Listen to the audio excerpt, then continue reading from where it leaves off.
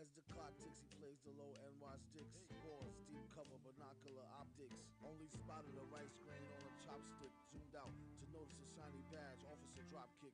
Must have been pork fried. Spit a chunk, confided in his partner as he put the ride in park. I see both eyes staring at the opposite side of the block as they spied. A fiend glide by, hotter than July. What a blizzard, short guys, vest bulging through the sides. An aviator hides. It's just 5 past lunch rush. Last time a fast guy took a dive. Step lively, look alive. The city don't sleep or take naps and won't easily concede to Jake traps. How quick he makes scraps through fake daps.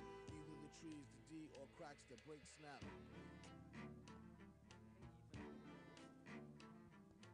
Yeah, what's up, buddy? Yo, so I just realized on the pregame script I put 6:45, 6:54. But I just realized that's wrong because so we're going to 7:15. 7:15? Yeah, my bad. No problem, man. I got you. Yeah, so just move everything that we have. It'll be 7:15 to 7:24 and yeah, all that stuff. So Choose your poison. I'm using all No problem. Just be sure to avoid the blues and them boys. They're not toying. Taxpayers help employ them. They turn around and treat them more worse than the goyim. Someone pass the cruller to the other wearing denim leaves. They're real dirty. Plain clothes enemies tend to be pretending in it to end the dude's legacy. With numbers of run concurrent, still it'll be a century. Or ending a heartbeat, them streets damn. For simply just trying to eat and feed fam. The drug war turned out to be a complete sham. All the while throughout the system a beat jam. Not my problem. He's here to watch the watchers to the last shift and get paid good if who ask if. And be ready to blast for the hood, don't let your mask shift. And put that work in overtime till the last sniff.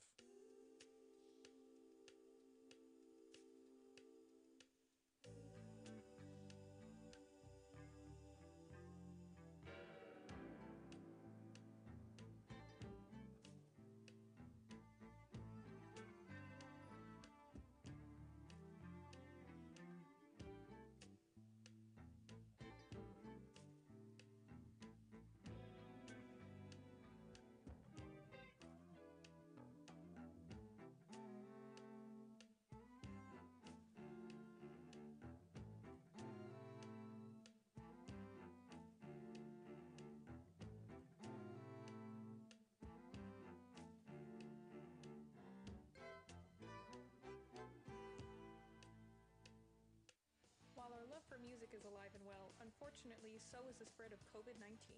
A quick reminder, the best way to prevent the spread of coronavirus is to stay home, wash your hands, and wear a mask.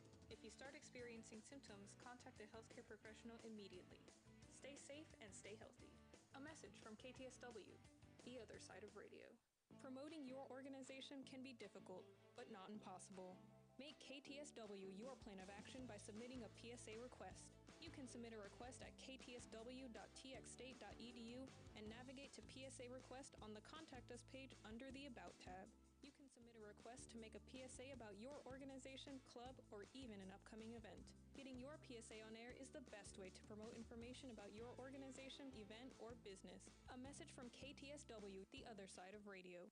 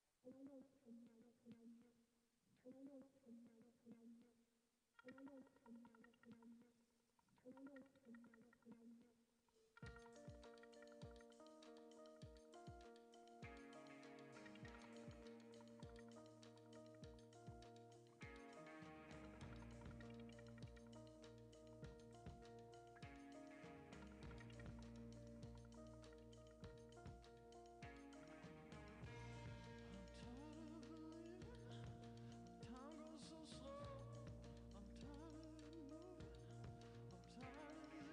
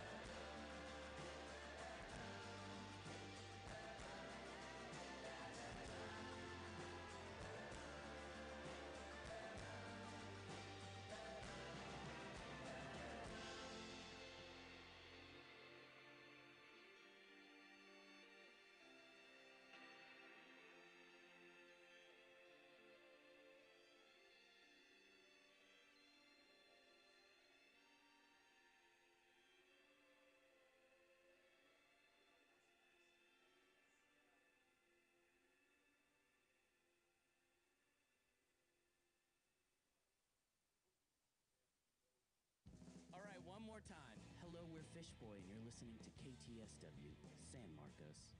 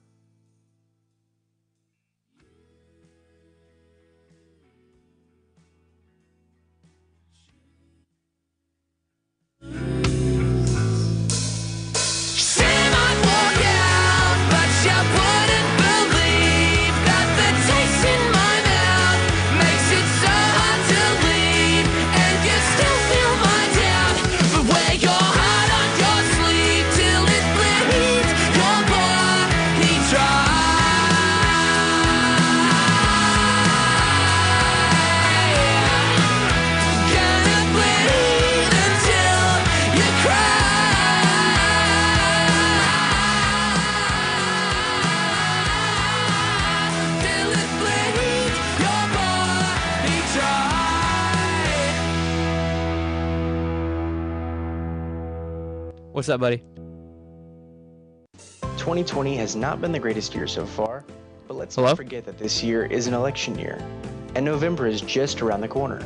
And if you're unsure how to register to vote, or you don't know about your rights as a voter, visit votetexas.gov for more information.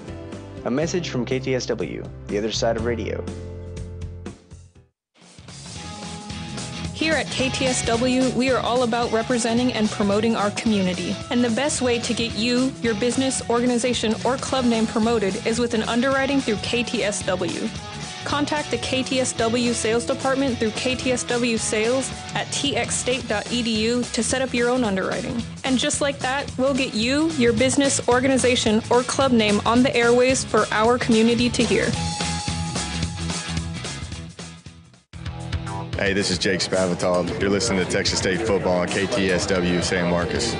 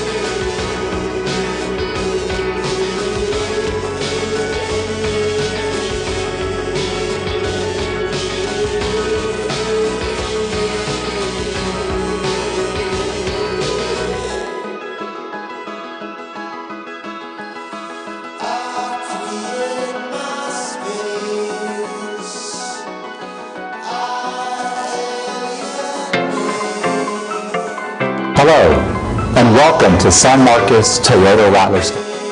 My name is Michael Cardona, Superintendent of Schools at San Marcos, and I want to welcome you to this wonderful facility. First, I want to thank our student athletes, our cheer and dance, our fine arts, our ROTC, and all the student groups who have been working hard all summer in a safe manner to get us back to a semi-normal place. Second, I want to thank you, the parents, and our community for being patient with us.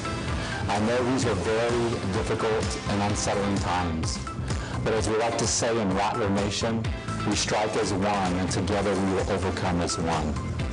I hope that everybody enjoys the game. To our visitors, welcome.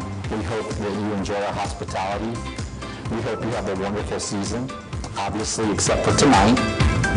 And we hope that you have a safe return home.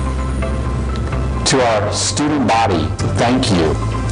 I want to also send you the message that you guys are leaders.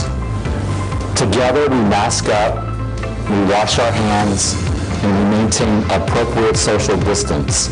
This will allow us to get back to a normal way of life a lot sooner. And I think we can all agree, the sooner we all lead from the front, like you're leading right now, the sooner we get back to school. So again, welcome to our stadium, welcome to our city. God bless all of you, God bless our students. We hope you have a safe journey into the San Marcos student body section as our wonderful new head coach. It's time to rattle up, baby!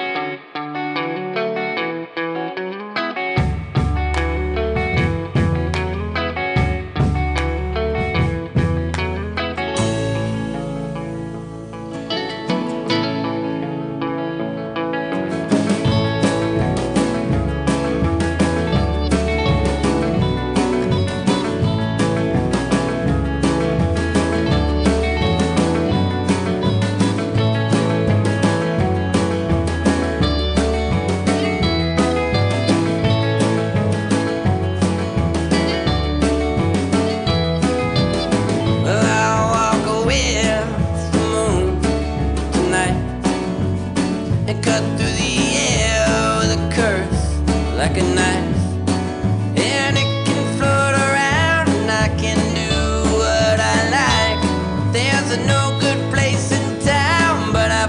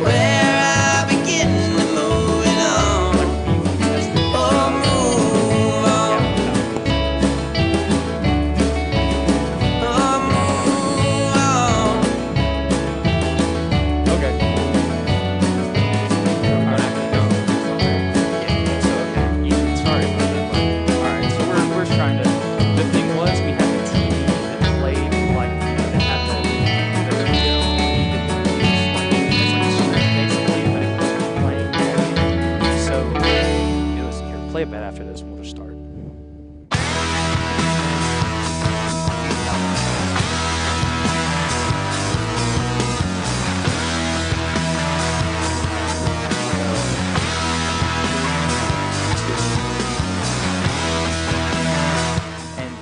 Welcome back to San Marcos High School Rattler football. We apologize for pregame coverage. It starting a little bit late. We had a little bit of technical difficulties, and that's City of San Marcos on behalf of Rattler Athletics. On KTSW the best way you can support our student athletes at San Marcos High School, all the way down to our pre-K, is follow the guidelines, wear a mask. Through the radio on KTSW 89.9.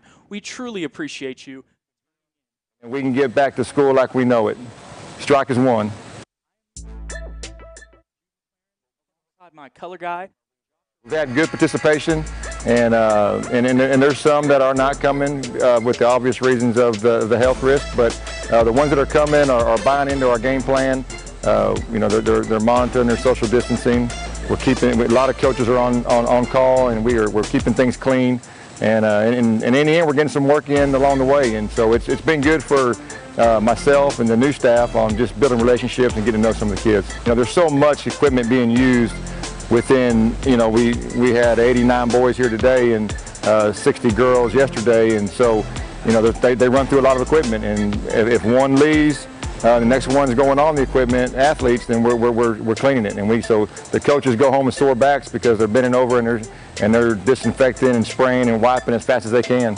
Everybody had the option to bring their own mask but the district provided these net gaiters, and they've been a hit. So even though they brought their own mask, we're tossing one to every professional staff member and every athlete, and we sure appreciate it. It's made it easy for us to mask and be safe. San Marcos community, we'd appreciate it if you wear your mask in public. Can you please wear a mask in public? Please wear your mask. Might just ask that you please wear your mask. So we can resume playing on the court. So you can come support the Rattlers on Friday nights. So I can play volleyball this fall. So I can wear my helmet this fall. Thank you.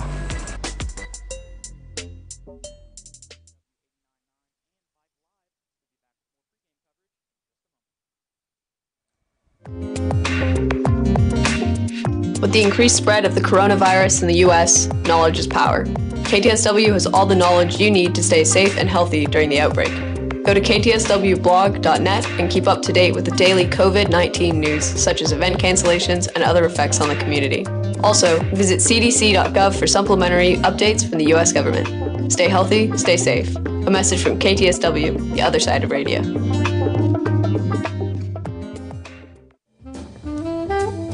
San Marcos has a beautiful history and a vibrant African-American community, from jazz musicians to incredible chefs. Through the programs and exhibits provided by the Calaboose African-American History Museum, you can learn more about individuals that have helped make San Marcos one of a kind. The museum is located at 200 West MLK Drive.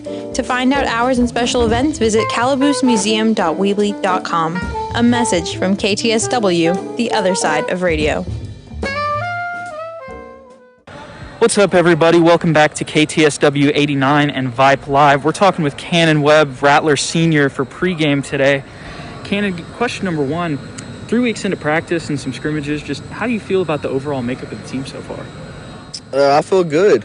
I feel this is the best, team we've had in the past couple of years, not only talent-wise, but as in, morale and just the team chemistry we have. The new kids have bonded well with the returners we have, and the sophomores have done great, along with the juniors just adding more value to the team. And we've got a great group of seniors here too, so I feel good.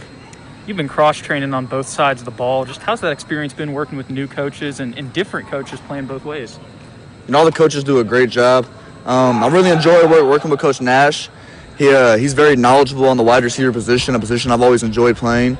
So I've learned a lot from him, and also Coach Vallejo and Coach Walsh. They're wizards of the game of football. They know a lot, and they teach me a lot. So I'm grateful for that. It's been enjoyable. I'm excited. So what are the key factors, in your opinion, going into this New Braunfels game?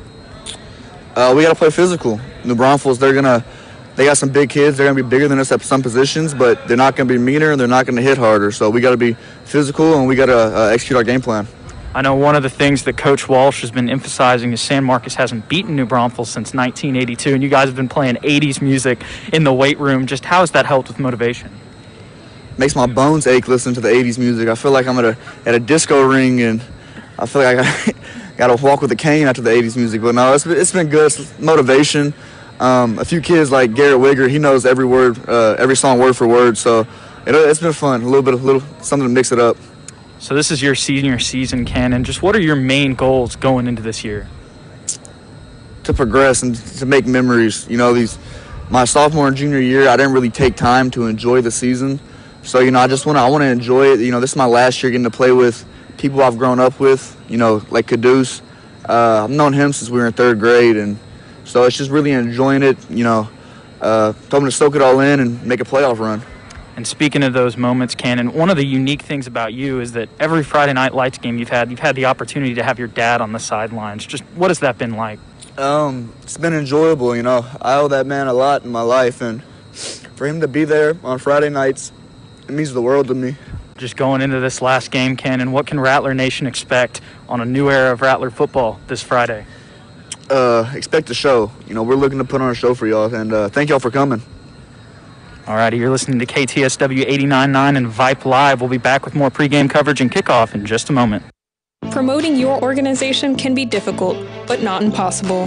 Make KTSW your plan of action by submitting a PSA request. You can submit a request at ktsw.txstate.edu and navigate to PSA request on the Contact Us page under the About tab. You can submit a request to make a PSA about your organization, club, or even an upcoming event. Getting your PSA on air is the best way to promote information about your organization, event, or business. A message from KTSW, the other side of radio.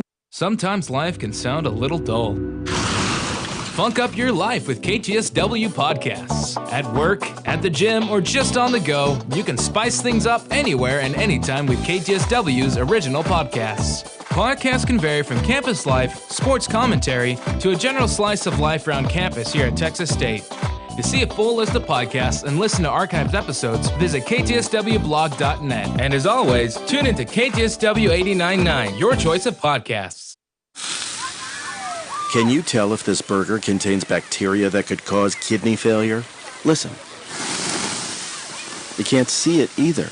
Use a food thermometer to be sure you've cooked meat and poultry to a bacteria-killing temperature. Raw or undercooked meat may contain bacteria that can make you very sick, or worse. Roughly 3,000 Americans will die from food poisoning this year, but you can keep your family safer. Check your steps at foodsafety.gov. Brought to you by the USDA, HHS, and the Ad Council. 1033, home invasion, 3 detained. Description. Mouse, female, spreading disease, contaminating food. Copy that. Termite, male, property damage. Go ahead. Stinging insect, male, triggered allergic reaction, major health risk. Pests like mice, cockroaches, termites, and stinging insects pose real health and property risks. Learn how to protect your family at pestworld.org. That's PEST world.org. A public service message from the National Pest Management. And welcome back to KTSW San Marcos. We're listening to San Marcos Rattler football today, and it is just about to kick off. We've got New Braunfels, who won the toss, elected to receive tonight. For those of you who aren't familiar with New Braunfels, Cliff Kingsbury, head coach of the Arizona Cardinals in the NFL, is a New Braunfels alumnus, and really that's where the air raid began whenever it came to the Unicorns, and now the Rattlers are about to kick off. And it was almost a surprise fake there, Josh. We saw the whole Rattler team huddled up and ran up and about to kick the ball, but now we have kickoff.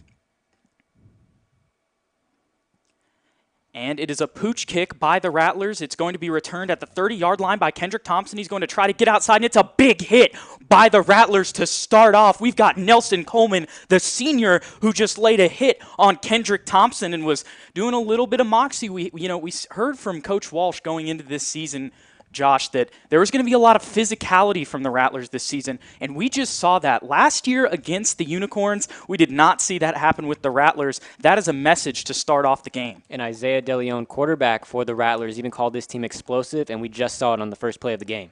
Absolutely. And now the New Braunfels Unicorns have taken the field on offense. They've got 2 men in the backfield. One is the star junior, Riker Purdy, as well as Peyton Driggers, the star quarterback. He's got 3 to his left.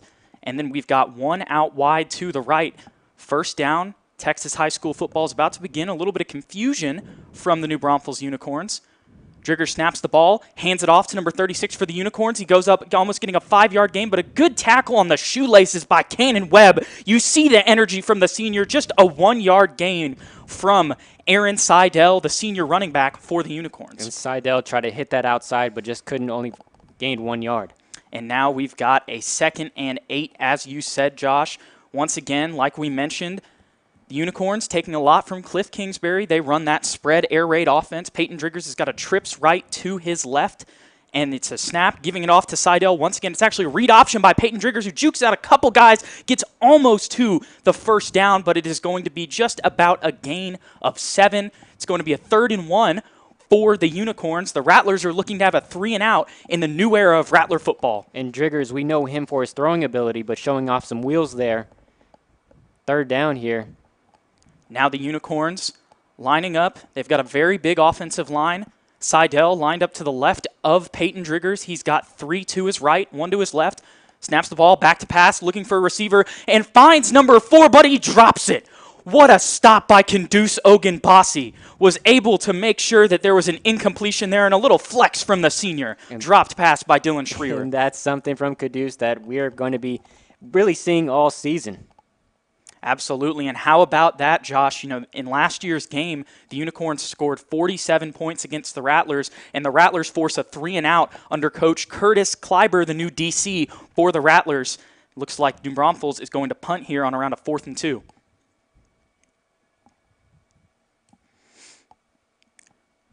Unicorns have max protection on the punt. Waiting for the snap.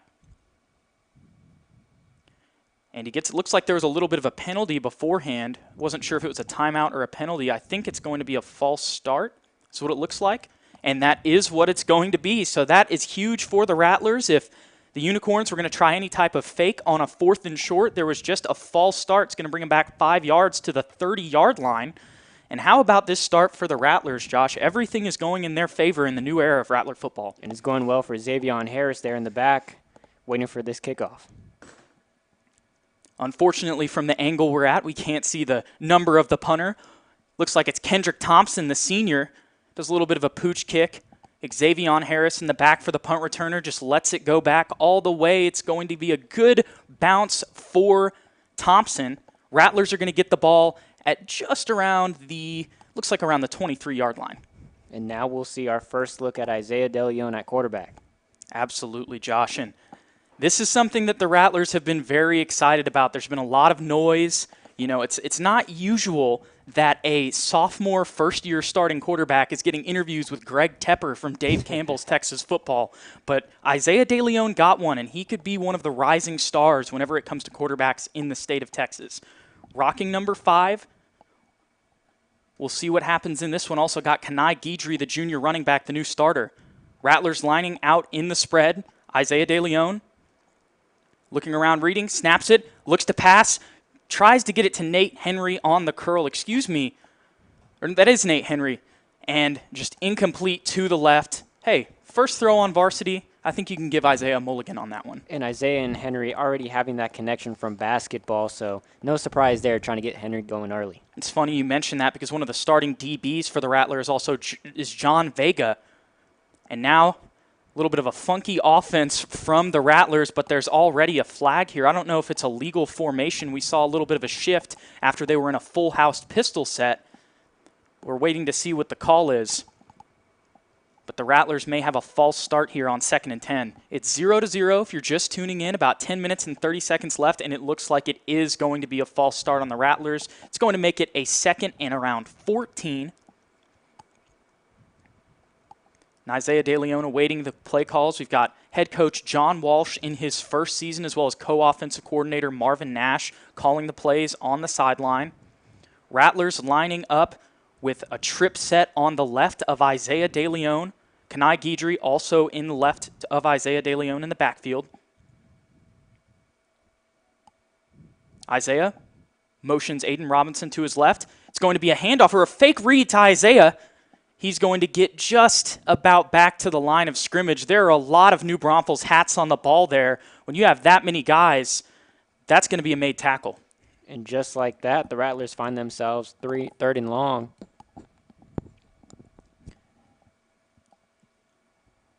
Isaiah De Leon awaiting the play call. It's going to be a 3rd and long for the Rattlers. It could be 2 straight 3-and-outs here in San Marcos, Texas, as the New Braunfels Unicorns take on the Rattlers. Isaiah De Leon has a full house pistol set. He's got 3 running backs in the backfield. We've got another flag. It looks like it's going to be a false start on the Rattlers. I think there's a little bit of confusion whenever it comes to how the Rattlers set up. Not necessarily in the team, but just whenever it comes to the foul calls. I think that Coach Walsh's offense is so unique and that there's a lot of motions that the refs are just calling an illegal formation or a false start. Not to say it's the wrong call, but it seems like that's what's going on right now so far from our end, Josh. And this is definitely not the start that Coach Walsh wanted on offense. And, we talked to Coach Walsh today on Bobcat Radio, Josh, and one of the things that he said was, hey, if we're going to make those mistakes, we want to make them early. So this is the first drive for the Rattlers on offense. Got a sophomore quarterback playing his first varsity game. But now the Rattlers on a 3rd and long have 3 wide. Isaiah De Leon drops back to pass, looking for a receiver, finds Nate Henry and gets it right over the numbers on a dot, but it comes out. It might be a fumble, but I think that's going to be an incomplete pass. And there was a hard hit there from the New Braunfels Unicorns on Nate Henry. There you see he's shaking up as well. Not a good sign. Not a good sign, but what is a good sign is that he's walking back as of right now, and it looks like that the ball came out actually after the ball was caught.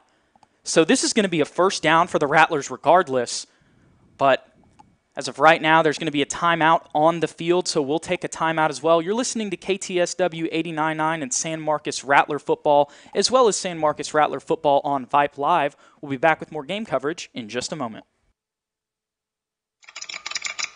SSS.gov presents the world's easiest to do. Done. It's quick, it's simple, and it'll keep you out of trouble and eligible for great benefits. If you're a man turning 18, go to SSS.gov and register with the Selective Service System. Done. It's an easy way to keep the door open to great benefits, like college loans and government jobs. And it's the law. Go to SSS.gov and register now. Done. See, that was quick. More than 100 million wild animals are killed each year illegally. Poaching is a major threat to our country's wildlife. I'm Tom Barry. I'm an actor with a desire to preserve living space for wildlife. The Humane Society Wildlife Land Trust does just that. Works with private landowners to protect wildlife, to preserve natural habitats. To learn more or to work with the Humane Society Wildlife Land Trust, call 800-729-SAVE. That's 800-729-SAVE or visit wildlifelandtrust.org. Thank you. Welcome back to San Marcos High School Rattler football. The Rattlers just converted on a 3rd and long with a great catch from Nathan Henry from Isaiah De Leon. They've got the ball at around the 35-yard line. It's 0-0 with 8:52 remaining.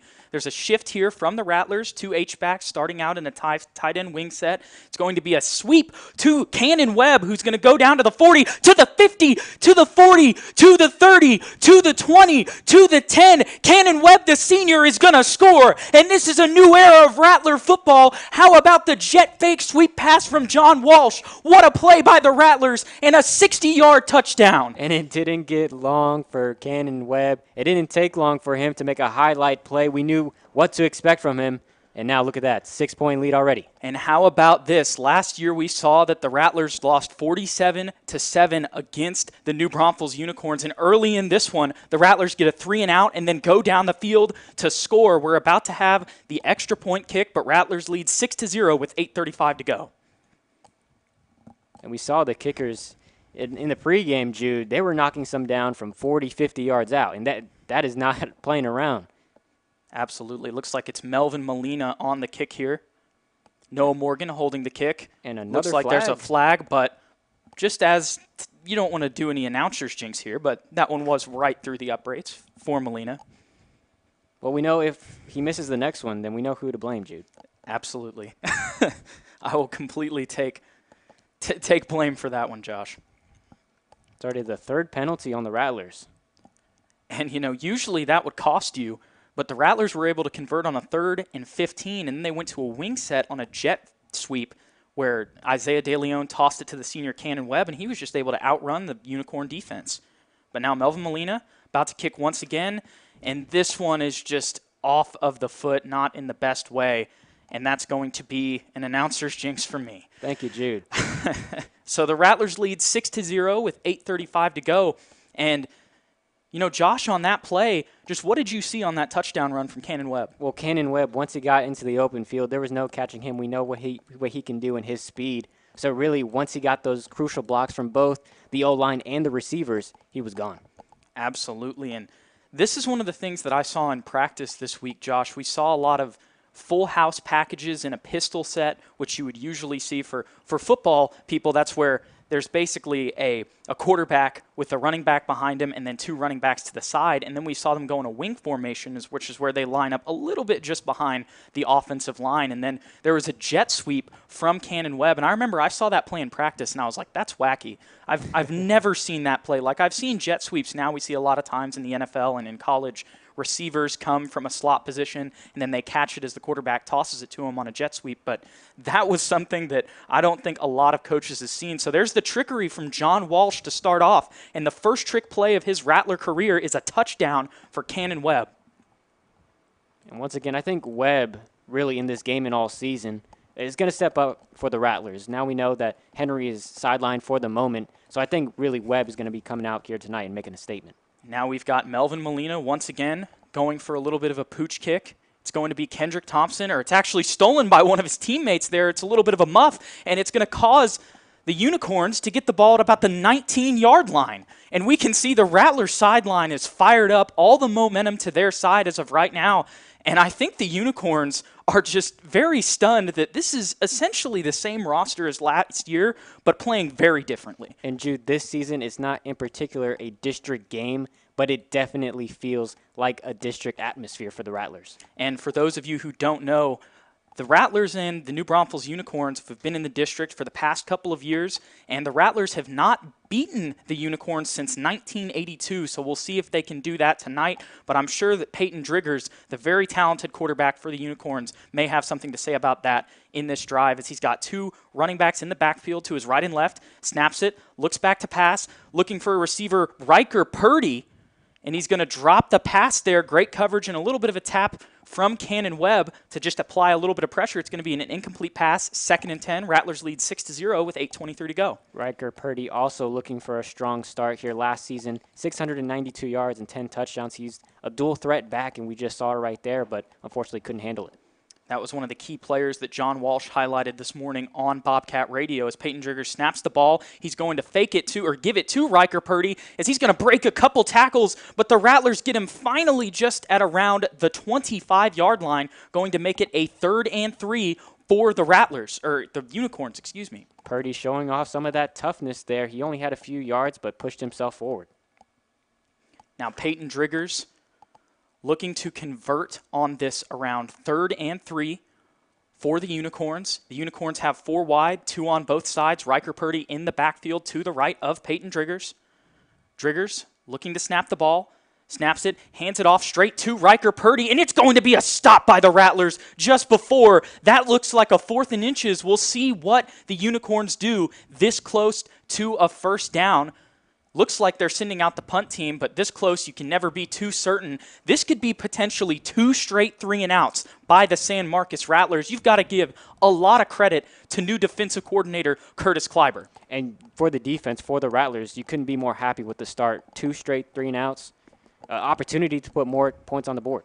If you stop and score, that's the way to win football games, and that's exactly what the Rattlers are doing right now. Kendrick Thompson, the senior star DB for the Unicorns, back to punt. He will punt. It's going to be to Xavier Harris, a sophomore, going to call for a fair catch. Catches it on the 40-yard line. Rattlers are going to have great field position here, and we're going to see if the Rattlers can go 2 for 2 in their offensive possessions. And this is a very similar start for the Rattlers here, starting at around the 40, 45-yard line, pretty close to where we saw that first touchdown play. And it's going to be interesting to see what defensive coordinator for the New Braunfels Unicorns, Michael Thompson, does on this drive. I'm sure he's probably seen a surprise now, and he's probably a little bit more wary whenever it comes to this new Rattlers offense. I'm sure he was watching a lot of Denton Geyer tape, but knowing Coach Walsh, he was probably like, I'm going to throw something completely different at you. And as you mentioned, Jude, this is a new era of San Marcos football. Isaiah DeLeon with 4 men in the backfield, including himself. Snaps it, hand off to Kanai Guidry, the senior from Lehman. He is going to get eaten up in the backfield. This is a big play for the Unicorn defense. But as we saw last time, there were some penalties and some plays where the Rattlers were stopped in the backfield. And then guess what happened? The Rattlers were able to convert on a 3rd and long. And even though they did that last possession, Jude, I really think they need to avoid that, especially early here. Now we've got Isaiah DeLeon with 2 wide receivers to his right, Malik Gordon and Ryan Hicks. Got Kenai Guidry in the backfield to his left. Isaiah on a 2nd and 11, snaps it, fakes the handoff to Kenai Guidry, throws a deep pass to Malik Gordon, almost intercepted in double coverage. Not the best throw if you're John Walsh in that situation, but you can understand how Isaiah just believes in his arm, and despite that being double coverage, it was a pretty accurate throw. Malik Gordon had a chance to go up and get that one. Isaiah DeLeon showing off a little finesse there, just throwing it, showing off the arm power, as you mentioned.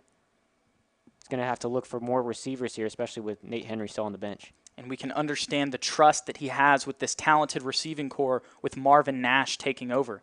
Now the Rattlers have 3 wide, a tight end, and a running back. Isaiah DeLeon drops back to pass, rolls out to his right, looking for a receiver, and it is incomplete on 3rd and 11. The Rattlers are stopped, and this was a huge bounce-back possession for Michael Thompson in the defense of the New Braunfels Unicorns. And you can tell the Unicorn defensive line was all over that. They sniffed out the screen play, and now a 4th and long here for the Rattlers. It is on the 40-yard line. We're going to see once again Melvin Molina, the senior kicker and punter for the Rattlers. Kendrick Thompson, not only the punter, but he's also the punt returner. A similar version of Cannon Webb for the New Braunfels Unicorns. Be interesting to see if they kick towards him. And they will. The punt's going to go about out of bounds at the 35-yard line. The Rattler defense is going to try to keep the momentum going. Have another 3 and out. If you're just joining us, there's about 6 minutes left in the first quarter. Rattlers lead the Unicorns 6-0.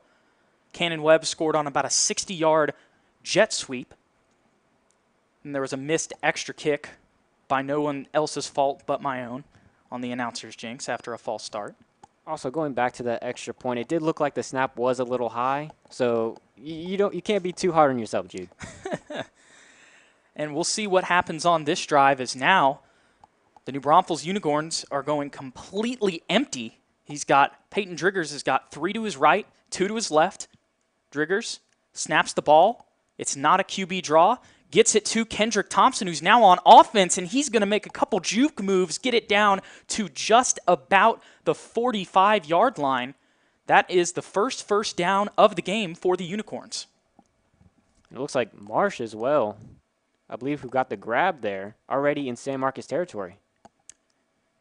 And this is a huge possession for the Unicorns. If they can get a 3 and out and then go down the field and score, that would be huge for them.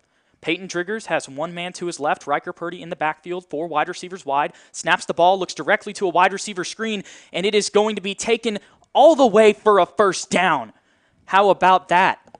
That was Ryan Wilson, the running back, who was out there playing receiver for the Unicorns. He was able to come in, catch that screen, and bust it a little bit to the outside to go get, well, it looks like a first down at first, but he actually went out of bounds 5 yards short. So that's going to be a 2nd and 5 for the Rattlers. Peyton Driggers has 2 men in the backfield, 1 to his left, 1 to his right, 3 wide receivers wide. He's going to hand it off to Riker Purdy, the sophomore star, breaks a tackle, breaks another one, but then the Rattlers get on top of him. And I think that Riker Purdy on that one from our angle, Josh, got the first down is where, yep, and the chains are moving. 3 straight plays for the Unicorns here, trying to grab some momentum before the end of the first. And the Rattlers have seen their two first downs from the Unicorns. 6-0 with about 5 minutes left to play. The Rattlers lead. 4 wide. Once again, like we've told you, this is going to be an air raid spread offense from the Unicorns.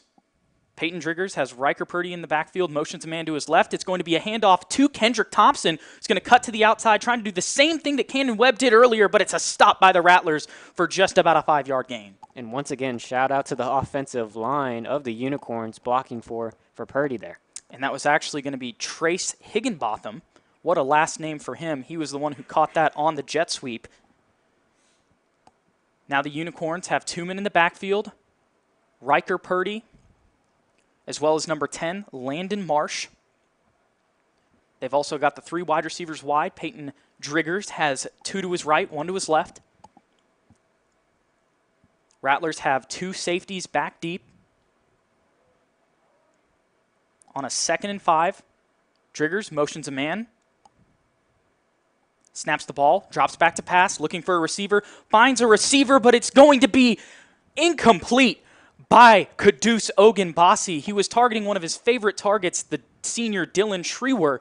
And Caduce Ogunbasi has made him quiet throughout the game. He's caused 2 incompletions. The senior is a stud defensive back, and it's going to be 3rd and 5 for the Unicorns. And Caduce nearly had an interception there. Going to be interesting here to see what the Unicorns do here on 3rd down. This could be huge for the Rattlers. I don't know if this is field goal range for the Unicorns. It may very well be, but we'll have to see. Unicorns have 2 men in the backfield, 3 wide. It's going to be a handoff to Riker Purdy. He's going to go up the middle, and he's going to be tackled by Cannon Webb for the stop. 4th and 2 for the Unicorns, but it looks like they're going to stay out there. No hesitation from offensive coordinator Jason Starnes, who is also the assistant head coach for the Unicorns. And once again, Cannon Webb all over the field. We saw him with the touchdown and now with a crucial stop. 4th down here for the Unicorns. And we saw the safety blitz. That was a great job by Cannon Webb to get to the line of scrimmage and stop Riker Purdy for just about a 2-yard gain.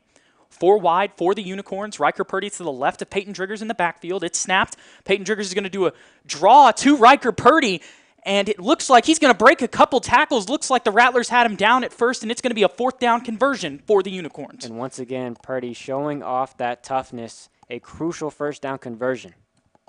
That was a great draw play by the offensive coordinator for the New Braunfels Unicorns, Jason Starnes. We saw a little bit of a hesitation, like Peyton Driggers was going to pass, and then he handed it off to Riker Purdy. I thought Riker Purdy was stopped short, and then the next thing I knew when I saw it was he had broken the tackle and gone for an extra 5 yards. It's a 1st and 10 at about the 18-yard line. Peyton Driggers has 4 wide receivers wide, drops back to pass, looking for the end zone, and one of the Rattlers DBs trips, and it is an incomplete pass from the Unicorns. We're at the other side of the stadium, so it was hard to see what happened there. There was an opportunity for the Unicorns to score, but I think it was a dropped ball by the receiver. And that was John Vega there who stumbled a little bit and it is hobbling off the field, hoping he's okay. But yeah, wide open opportunity there for the Unicorns. Couldn't convert. And sometimes when you stick your foot in that turf a certain way, it's not going to feel that great, so no fault by Vega there. Peyton Driggers snaps the ball, hands it off to Riker Purdy. He's got wide open lane. Looks like but he gets caught by Moses Alva. Had a wide open lane on the left side of the field, got to about the 10-yard line, and was tackled by Moses Alva. And Unicorns relying on Purdy early.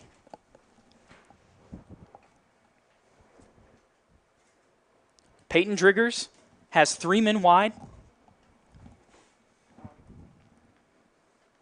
4, 3 to his right.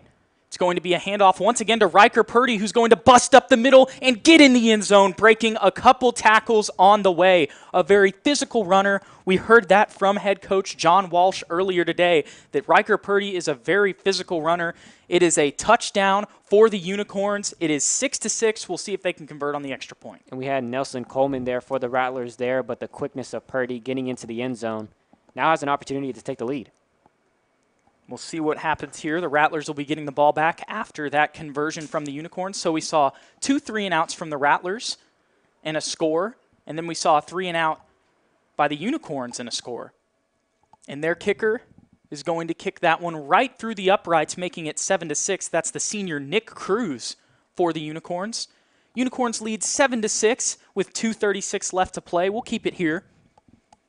And Josh, on that possession, what were some of the key factors you saw that attributed to a Unicorn score? Well, the key factor is Driggers and Driggers and Purdy. That combination is just deadly, and we really saw the Unicorns literally stomp their way all the way down to the field, and they got into the end zone. But give it up to Purdy showing off the toughness here early. And one of the things that I still saw from the Rattler defense on that play, Josh, was the fact that they were able to make them work and have to methodically drive down the field. We saw a lot of big plays last year. We see that that's not the case so far in this game. Obviously, still the first quarter with 2 minutes and 36 seconds to go, so there's a lot of game left. But the trend that I'm seeing with this Rattler defense is it's going to be hard to score on them if you do go down the field and score. Absolutely, but you got to give credit to the Unicorns' offense here. They're trying to get it done early. Last season, they had a great start and then pretty much fell apart in the second half of the season, so they're trying to avoid bringing that bad ending into this season.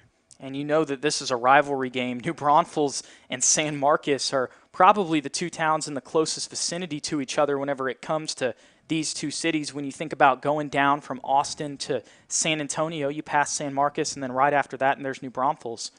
And Nick Cruz kicks it off from the 40-yard line. It's going to be returned by Xavier Harris. He muffs it, but picks it up and looks like he's going to have a lane. He's going to go almost and escape. Kendrick Thompson gets down to the 25-yard line. If he would have broke out of that one, Josh, he might have had a chance to take that at least to the 50. I'm going to have to agree with you there. Thompson with what could be a touchdown-saving tackle there.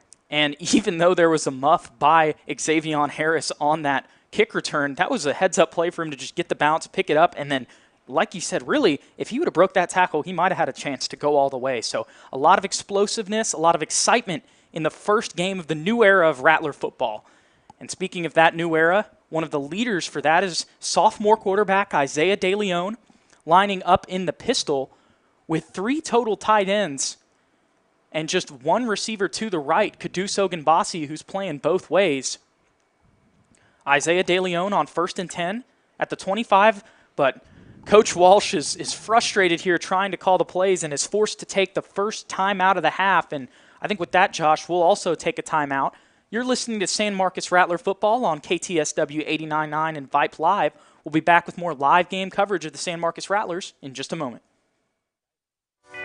And that the stronger our members are, the stronger we will be too. Where you can find convenient, helpful financial solutions right where you live. Here, and here, or at any one of A-Plus Federal Credit Union's 22 Central Texas locations. Come join us today. Chances are we're right around the corner.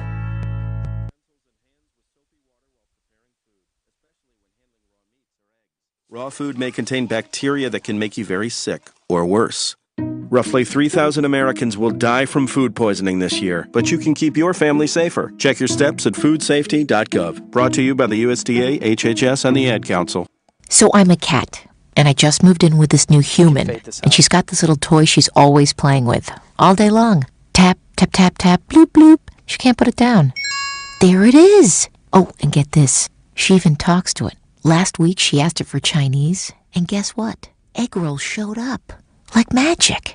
Humans have cool toys. A person is the best thing to happen to a shelter pet. Be that person. Adopt. Brought to you by the Ad Council and the ShelterPetProject.org. And welcome back to San Marcos Rattler football on KTSW 89.9 and VIPE Live. While we were in the break, Isaiah DeLeon was able to get it for about a 2-yard gain on that one, or actually a 4-yard gain now that I see the chains. It's going to be a 2nd and 6, a good QB draw from the Rattlers. And one of the things Josh and I were talking about before the game was that Isaiah DeLeon, while he may be a quarterback, doesn't like to slide much. Not at all. He loves to absorb the contact, go downfield, and get as much yards as he physically can. And that's what happened on that last play as the Rattlers have 2 running backs to the left and right of Isaiah DeLeon, 3 wide receivers wide. Isaiah snaps the ball. He's going to have a fake handoff, a read option. Thought it was a handoff to number 31 for the Rattlers, Jake Rodriguez-Scholes, the sophomore running back, but instead there's a loss of yards for Isaiah DeLeon on that one.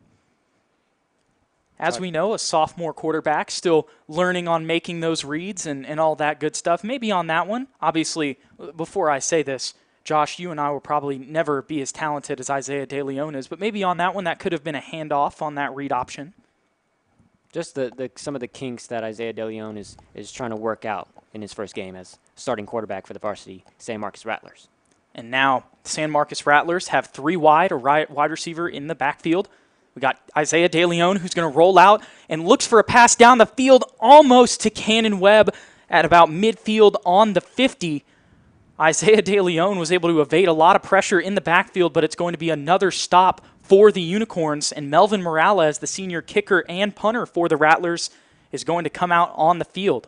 Like you said, Josh, the Rattlers are working out the kinks. We heard it from head coach John Walsh on Bobcat Radio today that, there are going to be mistakes, but it's all about how you respond to failure. And we'll see how this Rattler defense responds after 2 straight stops by the Unicorn defense. And I know that last play, Cannon Webb was in the area. And it's going to be a muffed punt by Melvin Morales, but is able to kick it while he's getting pressure. And it's going to be at about the 48-yard line. So great field position for the Unicorns, but really with a muffed punt, that was a phenomenal punt with a lot of pressure from Melvin Morales in that situation. And Morales really saved them from being in the red zone already to start off the possession. A lot of times in those punts, you'll see a punter try to punt it, and then it'll go about 10 yards. That one went about 30. So that was, in that situation, that was best case scenario for San Marcos. Absolutely. Now we have Peyton Driggers with 4 men wide. He's got Riker Purdy, his sophomore star, to the left of him. Driggers waiting for the referee to say that it's okay to go. The Rattlers have 2 safeties deep, playing man coverage. Now the Unicorns getting ready to snap it. It's going to be a handoff to Purdy. He's going to go right up the middle, but it's going to be a good tackle by the Rattlers for just about a 3-yard gain. And that was actually the senior for the Unicorns, Garnett Gonzalez. What a name, Garnett. Gonzalez getting some carries here early. Obviously, the Unicorns trying to get the ball through the run game and have done a pretty good job at it. Now 4 wide for the Unicorns. Garnett Gonzalez in the backfield to the right of the Unicorns. Peyton Driggers looks to snap, claps his hands. He's going to hand it off to Garnett, and he is going to be eaten up in the backfield by a great tackle from Nelson Coleman, going for his legs. When you've got a big running back there like sophomore Garnett Gonzalez for the Unicorns, that is a great way to tackle, and that's to go for the legs. And that last drive, Coleman missed the tackle, but great job there keeping the man in front of him, and now a 3rd down. And that is the end of the first quarter. It's going to be a 3rd and 5 for the Unicorns at just around the Rattler 47-yard line. We'll keep it here. Just with that first quarter there, Josh, we saw a lot of different things. We saw a lot of exciting plays. We saw a methodical drive. But really, I think the key to this game so far is, yes, this Rattler offense is working out the kinks with a lot of young players out there and a young leader in Isaiah De Leon. But there's a lot of playmakers and a lot of talent out there for big plays to be made. But I think the one thing that I'm seeing in that first half, Josh, is the consistency of this Rattler defense, in that they may give up maybe a 10 or 12-yard gain, but most of the time, we haven't seen a 20-plus yard gain from the Unicorns on one play. And which is surprising considering Driggers is their quarterback, and he can really make some big-time plays. So great job by the Rattlers there in the first quarter. See if they can build some momentum here in the second. And if we contrast this to last year, there were 20-plus yard gains all over the field from Peyton Driggers and this Unicorn offense on their homecoming night. Not the case tonight. We'll see if the Rattlers can get a huge stop here on 3rd down, get the ball back, and try to take the lead at the start of this second quarter. The Unicorns lead the Rattlers 7-6. Driggers has 4 wide receivers wide, 1 running back to the left of him in the backfield, snaps it, looks back to pass, looks for number 10, the senior for the Unicorns, and he is going to catch it after Moses Alva and Cannon Webb hit him right there, but he was able to hold on. That's number 10, Landon Marsh, the sophomore playing in varsity for the Unicorns. A great conversion for the Unicorns as they have the ball on the 38-yard line. And a nice catch by Marsh. Webb tried to get there, but couldn't get there in time. Now the Unicorns have a fresh set of downs with 4 wide receivers wide. Riker Purdy to the left of Peyton Driggers in the backfield. Driggers snaps it, looks immediately to number 10 for the Unicorns on a bubble screen, and he does a great spin move and is able to get 10 yards. The Rattlers finally bring him down, and now we're starting to see some momentum and rhythm for the Unicorns. And Dylan Schrewer there, the wide receiver to the right with a great block, added some extra yards to that play. And Landon Marsh had 2 spin moves on that play, which allowed it for 5 extra yards on top of the block, like you said, Josh. And now we have 2 men in the backfield. Garnett Gonzalez and Riker Purdy with Peyton Driggers and 3 wide receivers wide. The Rattlers have 2 safeties back deep, Malik Gordon and Cannon Webb. Driggers looking to both sides, reading the field, snaps it, looks immediately to another bubble screen, this time to another Unicorn number 30, and he jukes out 2 people, but only a gain of 7 yards. Rattlers were able to make the tackle. If there wasn't a tackle there, he might have gone all the way. That was once again Trace Higginbotham. And the Unicorns looking for those quick throws to make sure that they have some open field here. It's a great job by Purdy and a great job by the offense of the Unicorns. And Peyton Driggers now huddling up with his offensive line. 3 wide receivers wide. Once again, Garnett Gonzalez and Riker Purdy in the backfield to his left and his right. It's a 2nd and 3 on the 20-yard line in the second quarter. It's going to be a handoff to Riker Purdy to the left side, and he is going to be maybe getting the first down. We'll see what happens. Might be just short. We'll see where the refs end up marking him. Definitely stopped around that area, and now they're going to move the chains. So another first down from the New Braunfels Unicorns. After those 2 3-and-outs, it looks like Jason Starnes may have found some weaknesses in the Rattler defense and has been able to drive down the field methodically. Once again, not any huge plays from the Unicorns, just making bubble screens, running the ball, and getting first down after first down. And now the Unicorns have a trip set on the right, 4 wide receivers wide. Peyton Driggers back to pass, looking to the end zone. It's going to be Trace Higginbotham. Caught it for a touchdown. Unicorns are about to be up 13-6. And that's a big-time throw there by a big-time quarterback. Peyton Driggers slicing the defense, and for real, that was an amazing pass. And now we have, in that play, Josh, we saw really just a tight little bubble of hole between Cannon Webb and another Rattler DB. Wasn't able to get there just in time. We saw Webb diving out, trying to get the deflection on that play, but Trace Higginbotham was able to keep it controlled, and it was threaded the needle by Peyton Driggers as Nick Cruz is going to swing this one right through the uprights, and the Unicorns lead the Rattlers 14-6. And we just were visited by head coach of the San Marcos Rattler basketball team, Stephen Pinchback, coming in, giving us a little bit of just a hello. We're excited to see what the San Marcos Rattler basketball team is. I'm sure he's a little bit disappointed that John Vega's not out there fully committed to basketball now that he's playing DB, but we're super excited for that season as well. With that being said, we'll be right back with San Marcos Rattler football on KTSW 89.9 and Vipe Live. We'll be back with more game coverage in just a moment. Payne's Chicken Fingers. One love.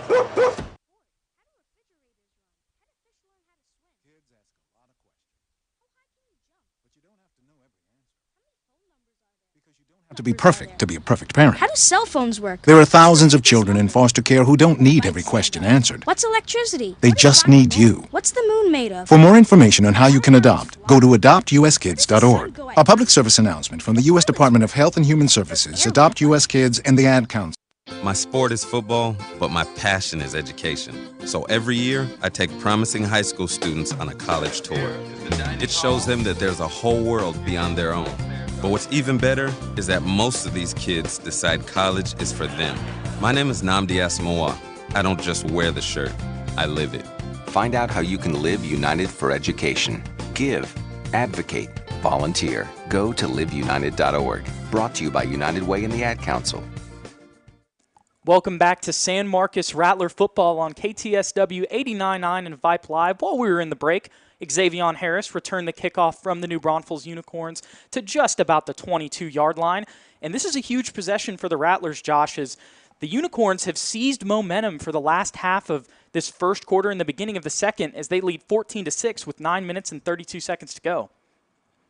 Isaiah De Leon has 3 men in the backfield and a wide receiver out to his right. Snaps the ball, hands it off to Kenai Guidry on the left side. He's going to burst up the hole for a 9-yard gain all the way to the 30-yard line. Kenai Guidry, a lot of people may not remember his name as Benito Canales was the starting running back last year, but Kenai Guidry transferred from up there in Lehman High School in Kyle, Texas, just about 15 minutes up the road, and he has got a lot of speed and burst right when he gets the ball. That's a great gain for him in his second carry as a Rattler.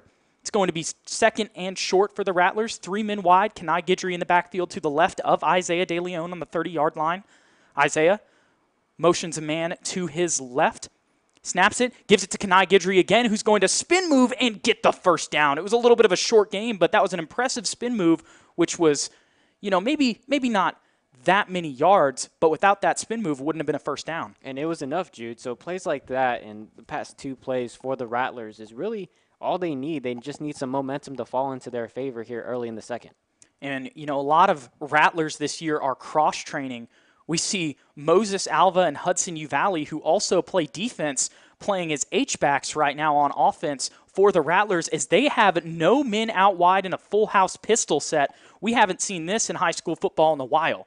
Isaiah DeLeon snaps it on 1st and 10. It's going to be another handoff to Kanai Guidry. It's a fake, giving it to Isaiah as he's going to keep it and go for 7 yards. We've got a flag on the play. We'll see who it's on, but that was a great run by Isaiah DeLeon for a gain of about 6 yards. And a great set there by Walsh. Usually whether it be college football, the NFL, or high school football, Josh, we usually see a receiver out wide. John Walsh is throwing a lot of stuff at this new Braunfels defense, and specifically their defensive coordinator, Michael Thompson, that he probably wasn't expecting. We'll see what happens on this play. It looks like it was going to be a penalty on the Rattlers, because it looks like they're moved back. And yes, it looks like it is. We're not sure what the penalty was on that play, but the Rattlers are getting moved back a while, maybe a personal foul or a holding call. Not entirely sure. It looks like it's going to be just around a 1st and 20 for the Rattlers. The only sigh of relief here for the Rattlers in the situation is they get moved back to the 22-yard line, is that it's still first down. And once again, the Rattlers getting bit here for the penalties early, and really you don't want to see that if you're Coach Walsh. 3 men in the backfield for the Rattlers. 1 man out wide, Cannon Webb on the right on the 20-yard line. Isaiah DeLeon hands it off to Kanai Guidry on the edge. He's going to break a couple tackles and gets just past the line of scrimmage.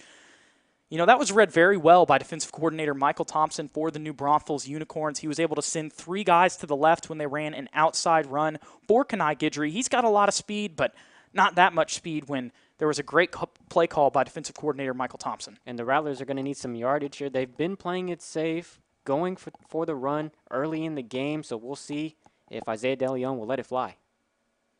There are 3 men wide with 1 tight end for the Rattlers. Kanai Guidry in the backfield to the right of Isaiah DeLeon.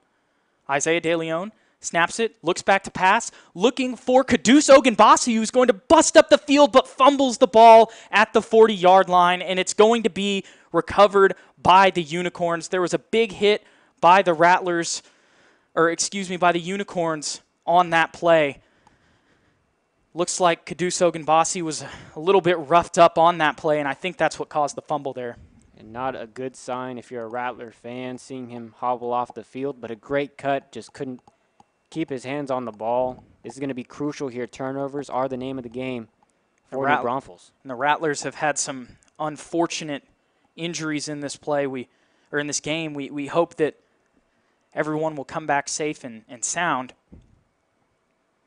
Not something that you were very excited about if you're a Rattler fan, but now the Unicorns have the ball on the Rattler territory on the 36-yard line. They have 4 wide. Peyton Driggers snaps the ball, looking for a bubble screen once again to Higginbotham as he is drove out of bounds by a Rattler DB on that one.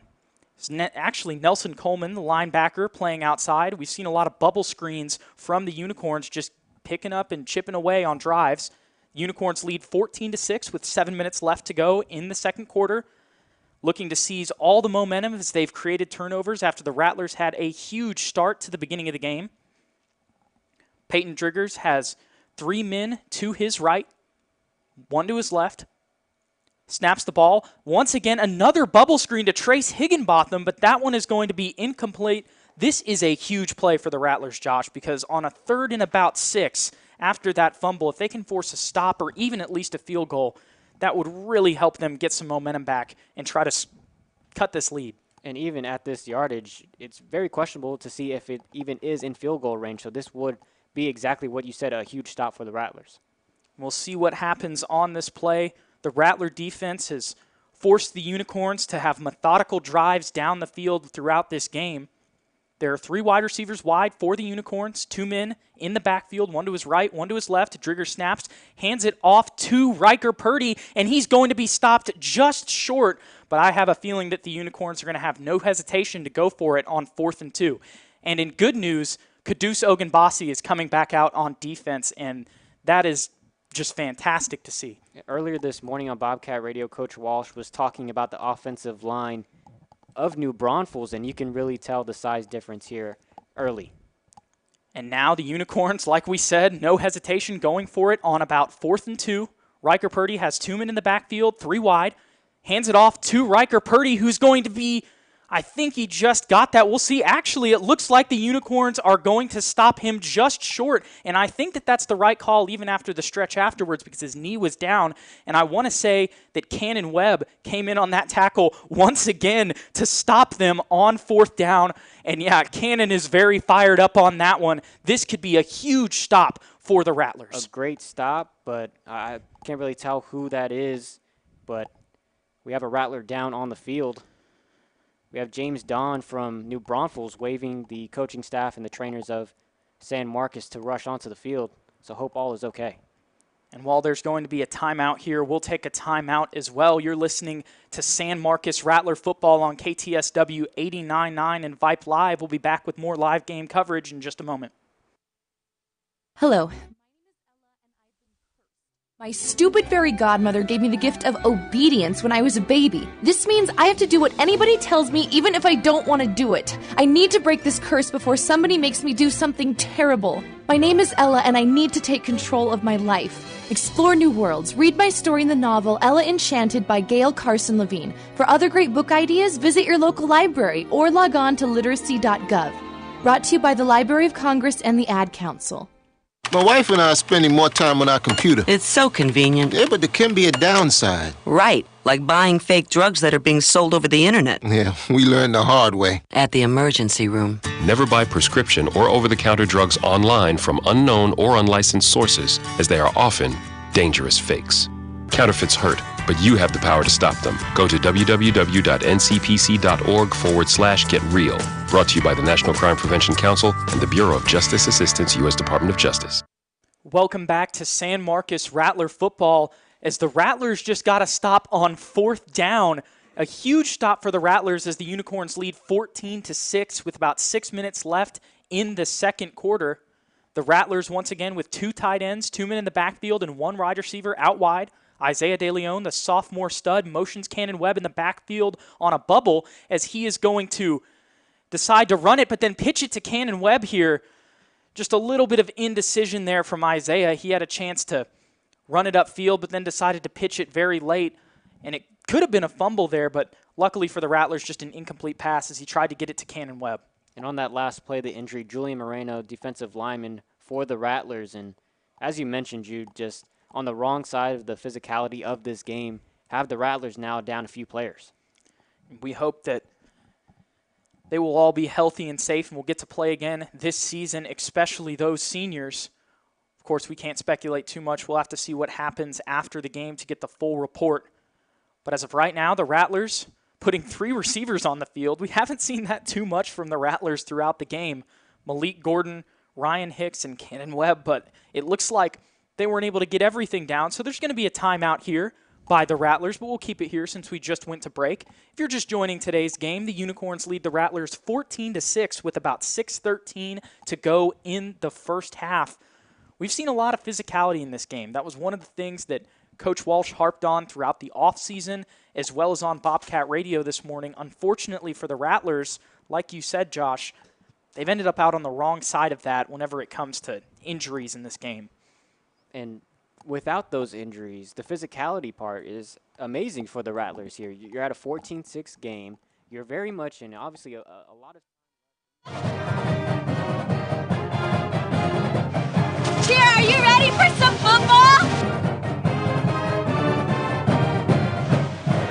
Football team, are you ready for some Rattler football?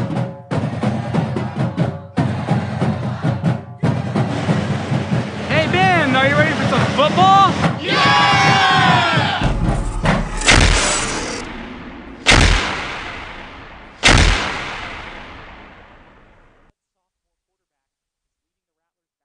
Field with 3 wide receivers wide. We've got the sophomore Ryan Hicks, the junior Malik Gordon, and the senior Cannon Webb on the far left hash.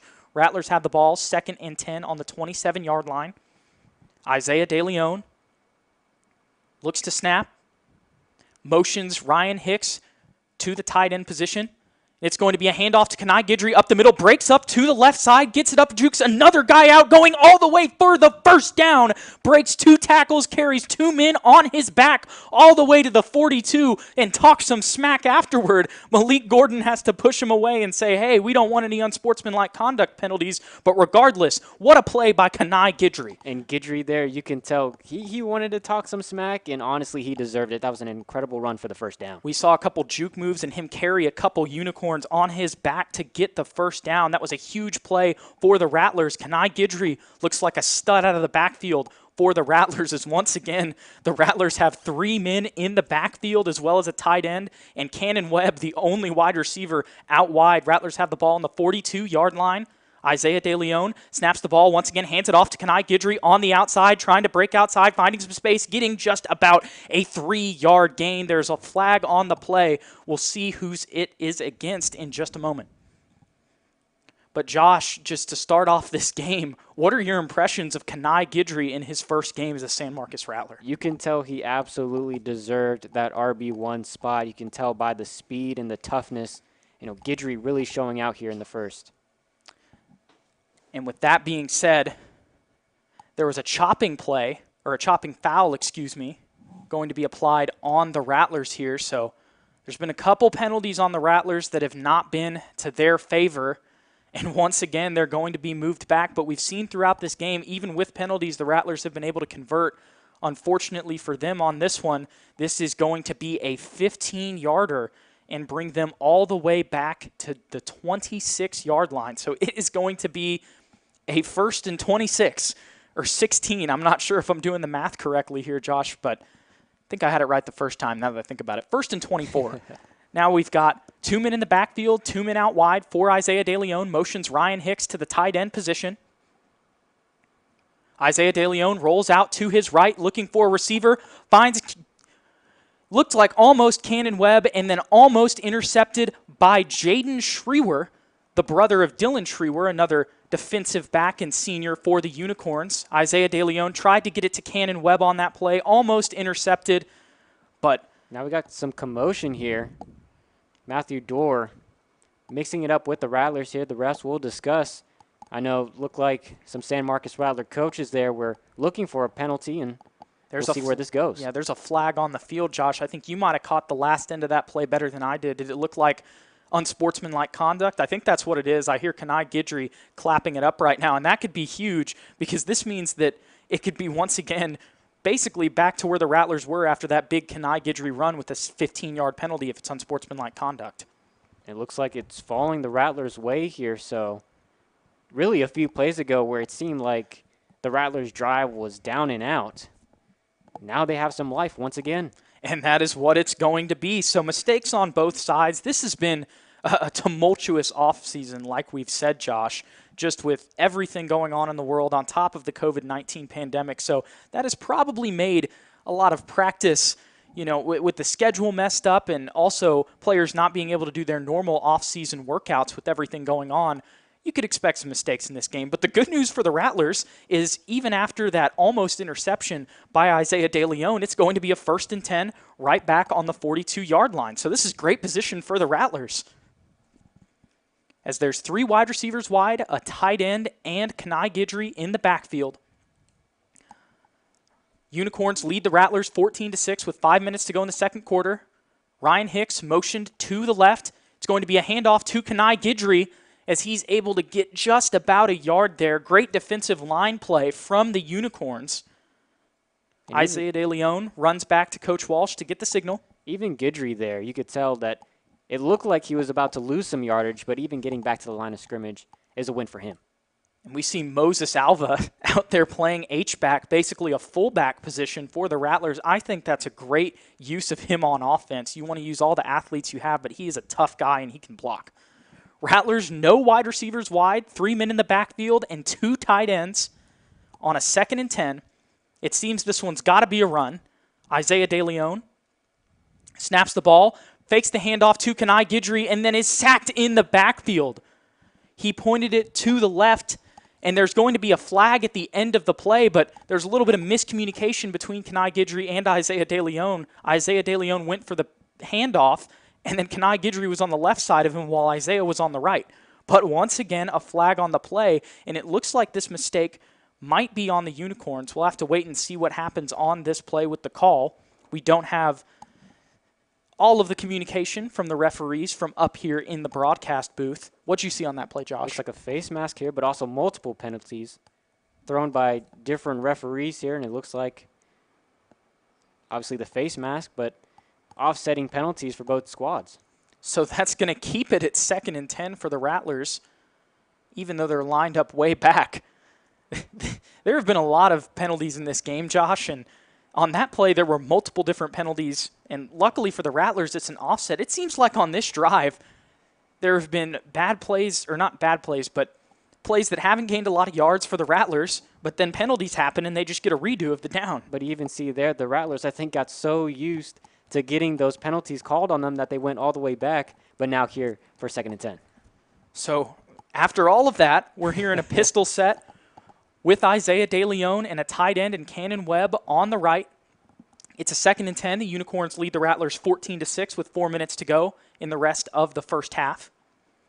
It's going to be a handoff to Kenai Guidry, who's out of the H-back, and he's going to bust out, go to the 50, and he's wide open. There's nobody that's going to stop him. What a cut by Kenai Guidry. He's going to go all the way to the end zone, and he said, hey, I came from Kyle, Texas, and I just ran basically from what it looks like all the way down 35 to San Marcos and took that one to the house against the Unicorns. Even speed is too slow for him. Once he got into that open field, he was gone. What a great cut by Guidry. And now the Rattlers down by 2. And how about that, Josh? It's 12-14. You know, the pass game hasn't been working, but Coach Walsh has just been like, okay, well, we've got Kenai Guidry, who is super talented, got a lot of speed, and has some cut speed. Let's just hand the rock off to him with a lot of blockers, and when he gets an open lane, he's able to beat 2 men down the field and take it to the house. It's about to be a kick from Melvin Morales. See if he can convert on this extra point as the Rattlers take advantage of the penalties in this one. And speaking of penalties, here's another one.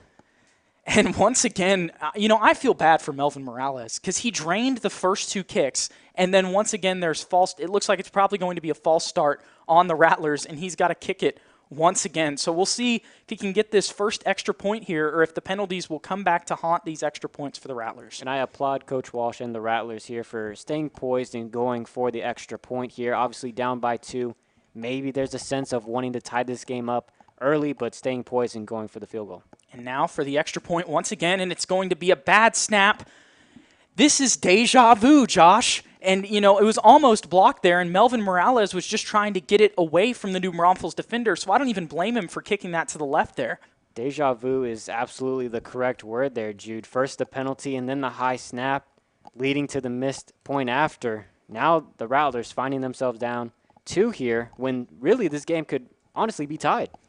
You're absolutely right, Josh, but I think the main thing for the Rattlers is, you know, they'll work on special teams, they'll work on these penalties, but the fact that they're competing and responding, and only, you know, that, hey, the Unicorns have scored 2 touchdowns and the Rattlers have scored 2 touchdowns. We'll see if they can get a stop and give the Rattlers a chance with just around 2 minutes to go. Maybe run a 2-minute drill. We'll have to see what happens. But the Unicorns have the ball with 4 minutes left in this first half. Regardless, Josh, the Rattlers have scored more than they did in last year's game against the Unicorns in the first half of this one. And New Braunfels winning that game 48-7. So you'll love to see the offense getting going early with DeLeon, with Guidry. You know, this is something that the Rattlers are obviously going to work on throughout the season, but it's good to see that early success in this first game. And the 2 touchdowns that we've seen from the Rattlers so far, Josh, have been to their playmakers, Kenai Guidry and Cannon Webb. For Cannon Webb, it wasn't technically a handoff, but those jet sweep tosses is basically a handoff, even though it counts as a pass on the stat sheet. If you get those guys open lanes on with the offensive line blocking, they're going to take it to the house, as we've seen 2 60-yard touchdowns, one from Kenai Guidry and one from Cannon Webb, playmakers for the Rattlers. And we'll see how much of the game plan the run game actually is. Obviously, we saw Nathan Henry go down early, so maybe plans have shift. But either way, great job in the run game department for San Marcos. And one of the things we've also seen from the Rattlers is every time they come out of the pre-kickoff huddle, Melvin Morales goes up and fakes the kick. And that is just so John Walsh. That's all I can say about that. Is now it's going to be a deep pooch kick to the middle from Melvin Morales. It's going to be returned by Dylan Schrewer, and he is going to be shoelace tackled by Moses Alva. Once again, we have a Rattler down near the 30-yard line. And this has just not been the Rattlers' day whenever it comes to injuries. It's just an unfortunate scenario, and we wish all the health and wellness to every Rattlers who's been injured tonight. And while they take a timeout tending to him, we'll take a timeout as well. You're listening to KTSW 89.9 and Vipe Live covering San Marcos Rattler football. We'll be back with live in-game coverage in just a moment. In the last decade, more than 400,000 people died on America's roadways. That's one person every 13 minutes. Since 1969, the American Traffic Safety Services Association has worked to make all roadways safer by providing safety devices, including bright signs and pavement markings, guardrails, and crash cushions. Most American roadways were built in the 1950s, so much more needs to be done to reach the ultimate goal of zero deaths. Safer roads save lives. Learn more at atssa.com, a public service from the American Traffic Safety Services Association. Welcome back to San Marcos High School Rattler football as the Unicorns have the ball with just about 4 minutes to go. They lead 14-12 against the Rattlers. It's going to be a handoff to Riker Purdy up the middle, and he is going to be stopped by the Rattler defense for just about a 1-yard gain. That is a huge play for the Rattlers, even though it's just on first down, because if they can force a 3-and-out here, they may have a chance to drive down the field and take the lead before halftime. And there certainly is enough time, 3:40 left in the half to go, so this is an important stop for San Marcos. These are the moments that you wish for to try to get those 2-minute drills. There is 2 running backs in the backfield. Poor Peyton Driggers. He's going to hand it off to Riker Purdy once again, who is going to be tackled for a short gain. It's going to make it 3rd and 5. The Rattlers have been able to get those inside zone handoffs from Riker Purdy and have been able to make those tackles. One of the things that head coach John Walsh said was at the beginning of the scrimmage against Smithson Valley last week, the Rattlers didn't tackle too well. Well, tonight, they're wrapping up and making those tackles. And this is a big 3rd down play here for both squads. This is a huge play. Like you said, Josh, it's a 3rd and 5 at just around the 36-yard line, just under 3 minutes to go. Unicorns lead the Rattlers 14-12. Peyton Driggers drops back, looking to pass, looks for a bubble screen, can't find anybody. Now he's going to try to throw it to Dylan Schrewer, who is going to make the pass. And, you know, the Rattlers are saying that that's incomplete, but I think from my angle where I was able to see it, he was able to just keep both feet in bounds and convert there. You know, great job by the Rattlers getting pressure on Peyton Driggers, and on the right side of the field, the DBs had great coverage, but Dylan Schrewer was able to get the best of John Vega on that play, the senior on the sophomore, but Vega has really kept Schrewer quiet until that play in this game. But a huge 3rd down conversion for the Unicorns as they've got a trip set to the left, 4 men wide in total. Garnett Gonzalez in the backfield. Peyton Driggers has got a lot of pressure. He's going to run upfield, get about a 9-yard gain actually. Chose to slide there. There's going to be a 2 minutes and 30 seconds as the Unicorns looking to drive down the field and score before halftime, which is what the Rattlers initially wanted to do with a 3-and-out. And for a second there, it looked like New Braunfels was trying to pick up the pace here, but once again slowing down as the 2 minutes in the second quarter are winding down. And a 2nd and 8 at about the 35-yard line. Peyton Driggers with 4 men wide is going to hand it off to Garnett Gonzalez, and he's going to be eaten up by the Rattlers. Another 3rd and short. And while if the Rattlers get a stop here, we could probably see the Unicorns going for it on 4th down as they have throughout this game, which would leave them with about a minute left. We'll see what happens, though, on this play. I think that regardless, after this, unless John Walsh has a trick in his hat, if Rattlers get the ball back before halftime, they'll probably just run the clock out for the rest of this one as we've got about a minute and 40 left with the clock running. It's a 3rd and 3, 4 wide receivers wide. Riker Purdy to the left of Peyton Driggers in the backfield, snaps it. It's going to be a handoff to Riker Purdy, and he is going to be stopped just short. Awaiting the call here. And it's going to be a 1st down there for Riker Purdy. And it was that close. Was able to extend the ball, and now Driggers going an up-tempo, hands it off to Riker Purdy up the middle, but the Rattlers are just able to keep him to short gains. They get to the 30-yard line, and then there's a push after the play by one of the Unicorns. No flag on the play, though. I think it might have been an accident there. Dylan Basham, the senior defensive lineman, looked back up and said, "You're good, man. Knew you didn't mean it that way."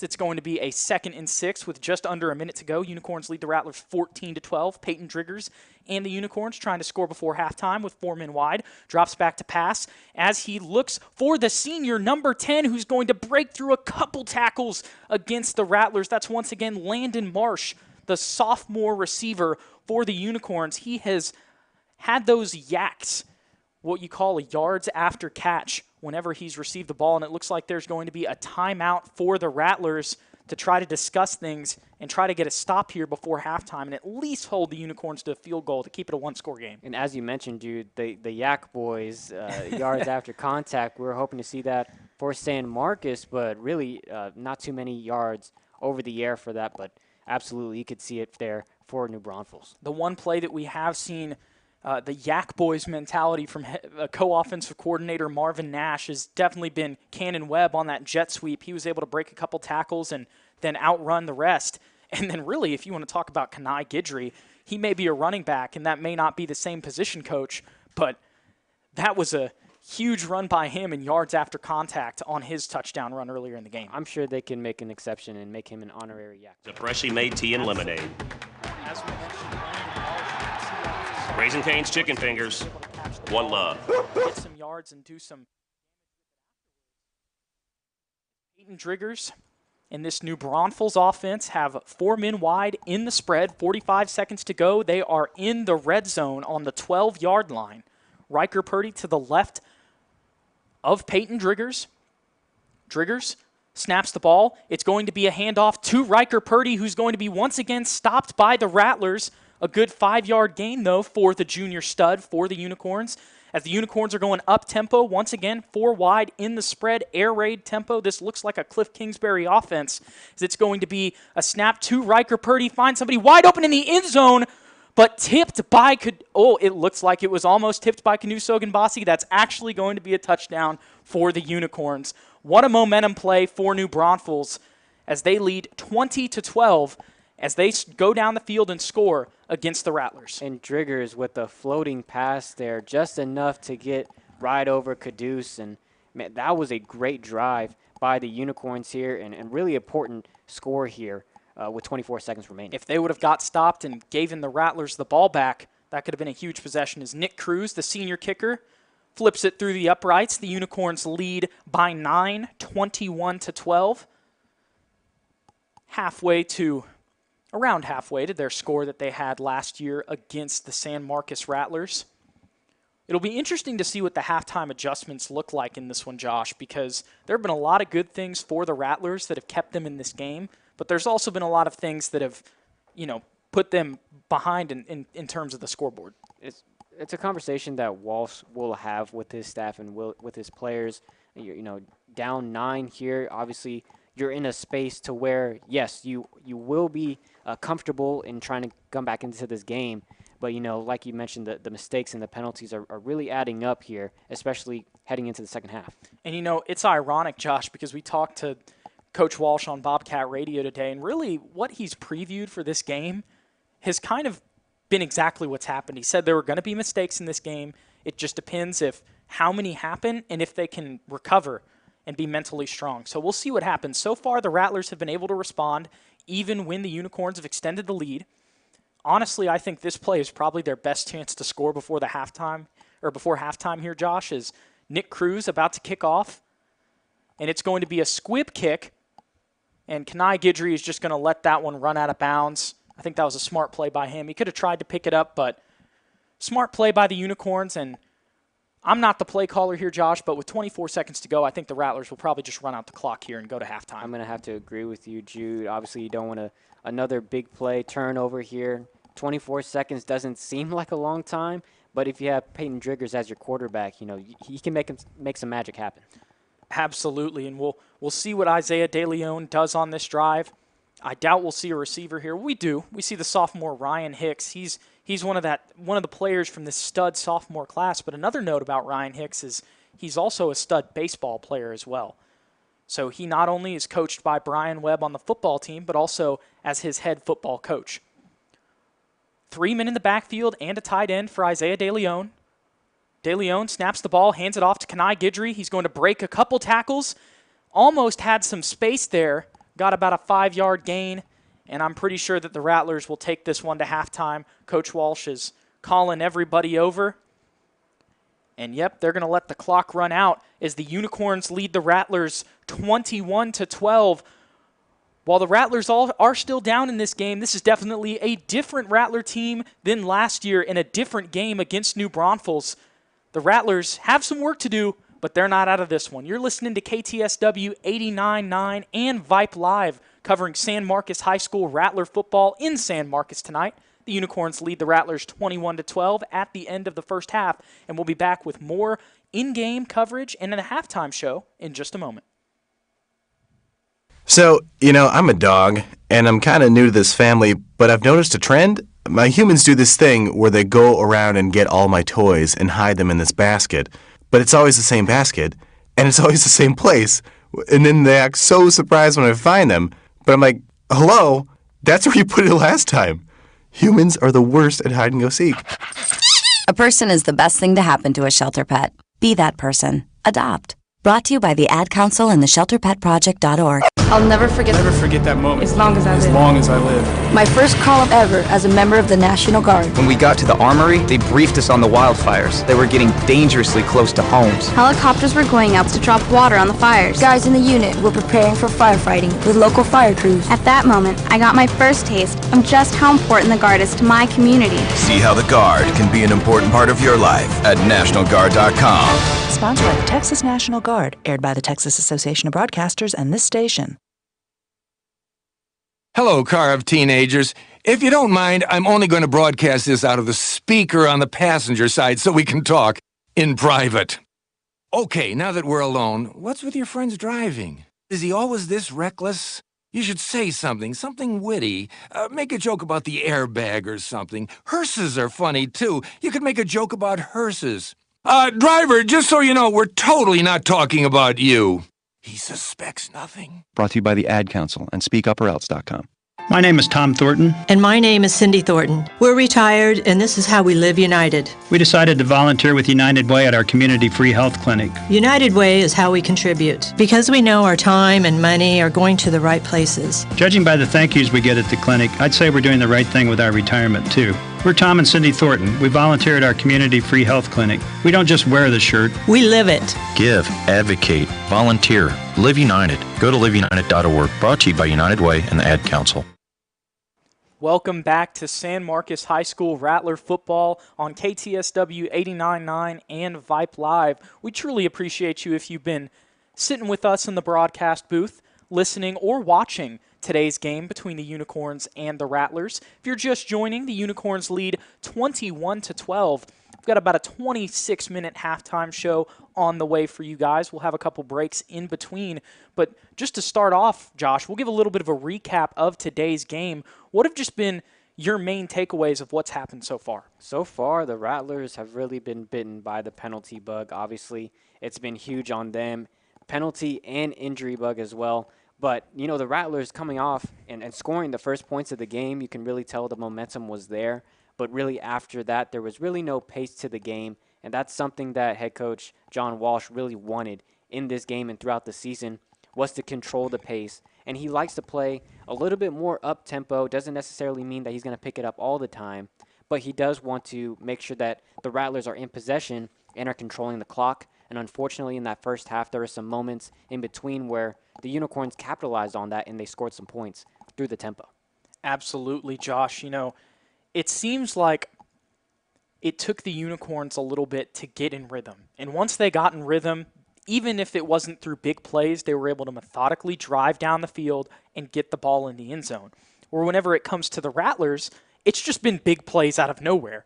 And some penalty bailouts as well whenever it comes to a penalty on the Rattlers, and then the next play there's a penalty on the Unicorns, which gets them those 10 yards back. It was definitely, a head-throbbing possessions sometimes for the Rattlers, especially if you're a coaching staff or a fan, because it's like it's just a roller coaster of emotions, because you're like, oh, great, now they just had a 15-yard penalty and they're 15 yards back. And then you have, okay, well, thank gosh, now there's another 15-yard penalty on the Unicorns this time, and they're back where they started on the same down.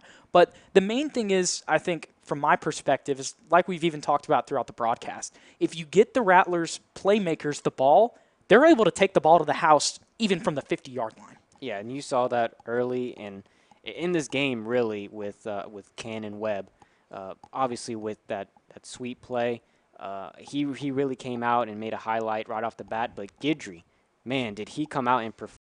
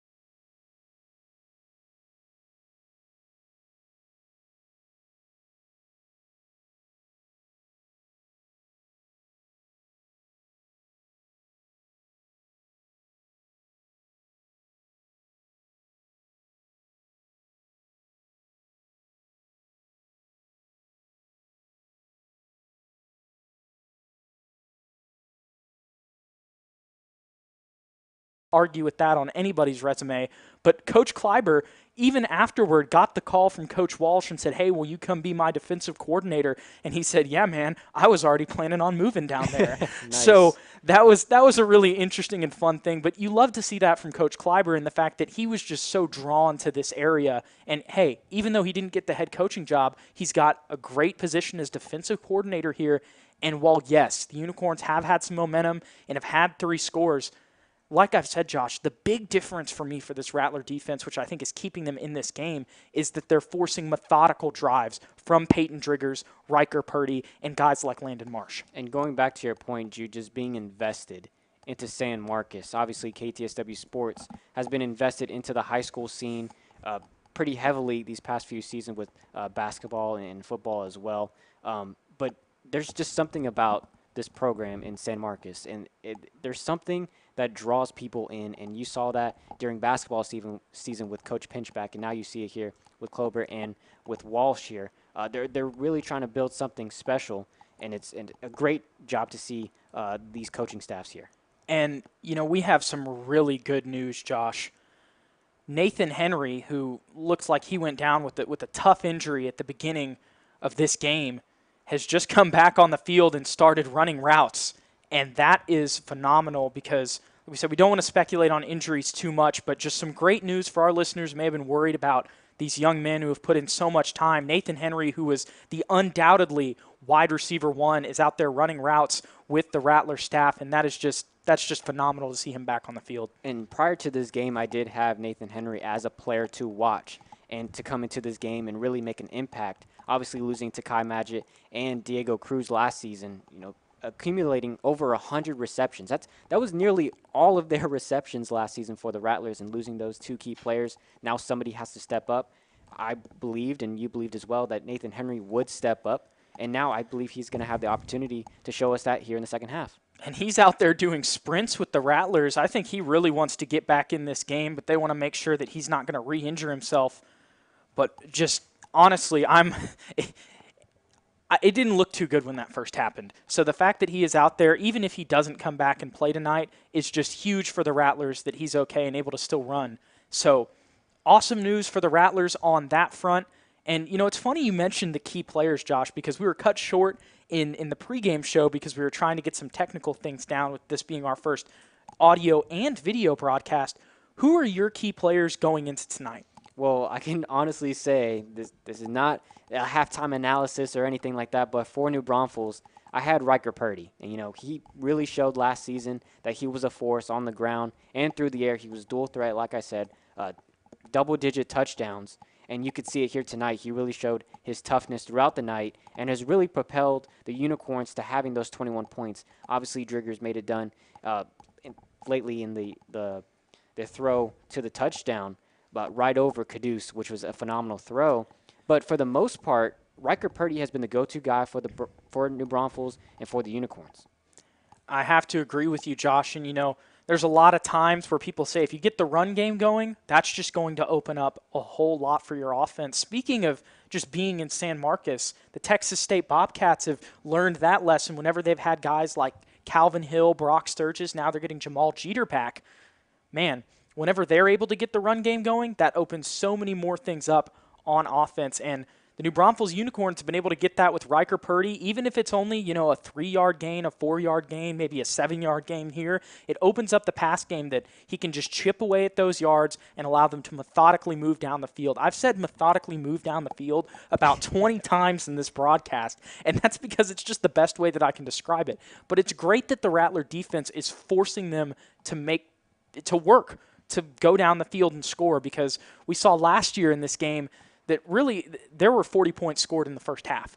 And that was because they were able to just continue to have those big plays. Now it's different. It's the Rattlers who are getting big plays, but then there's been some mistakes with penalties, and then the Unicorns have been able to capitalize off of those. But going back to the key players in this game, coming into this game, I had Peyton Driggers, obviously. He has a cannon arm. He's very accurate. He's a very talented quarterback. Maybe not as mobile as Isaiah De Leon, but still has that mobility, can move around in the pocket, and can throw on the run, which is super important, has that improviser quality. But then on top of that, I had Kendrick Thompson. And while he was one of the other key players in the game, who's also their punter and punt returner, he's kind of similar to Cannon because he's the defensive coordinator's son, just like Cannon was last year, and still technically is with Coach Brian Webb being the co-defensive coordinator for the Rattlers. Haven't seen too much of him, but he has been keeping those Rattler receivers quiet and has caused some deflections as well. But then when it goes to the Rattler keys to the game, for me the key players were Isaiah De Leon and Cannon Webb. We've seen Cannon Webb make a huge play to make this game as close as it is right now, along with Kenai Guidry. But Isaiah has had some struggles, but he's been able to operate the offense as well. But really, I think the standout and the key player that both of us didn't have has been Kenai Guidry. Absolutely. I'll have to agree with you on that. Obviously, Guidry coming in to the game and to the season, really, I wouldn't say came out of nowhere because we could expect the run game to improve from last season. But Guidry, man, he is a great, phenomenal runner. And one more person that I had as a key player to watch for tonight, he's been kind of quiet on the defensive end.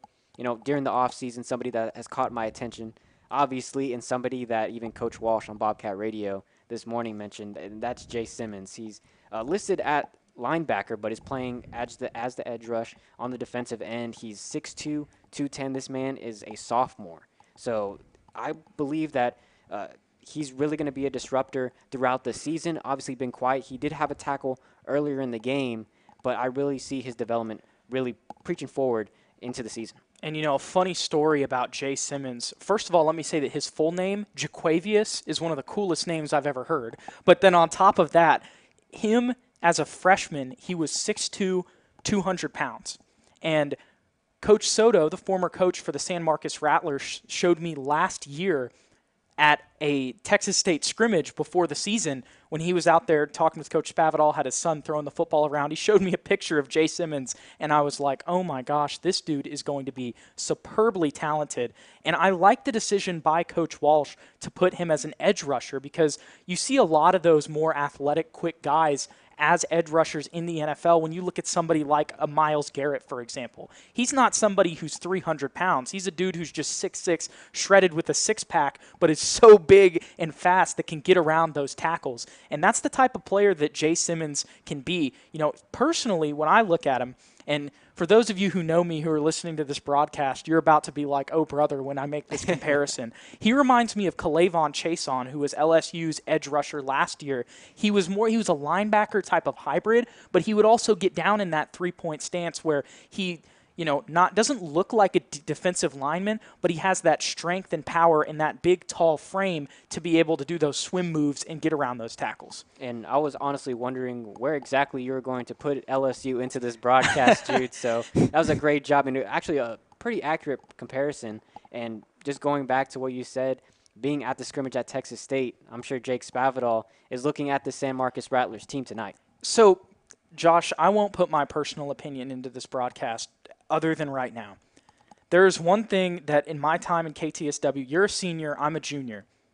In my time in KTSW, I just want to see one San Marcos Rattler get a scholarship offered by Jake Spavital. That's all I want. If that happens, then I will go to heaven and I will die happy, because that would just be, if they can make this a pipeline, especially with the talent. You look at the basketball team with Malik Presley, Caden Gums, it's definitely a possibility.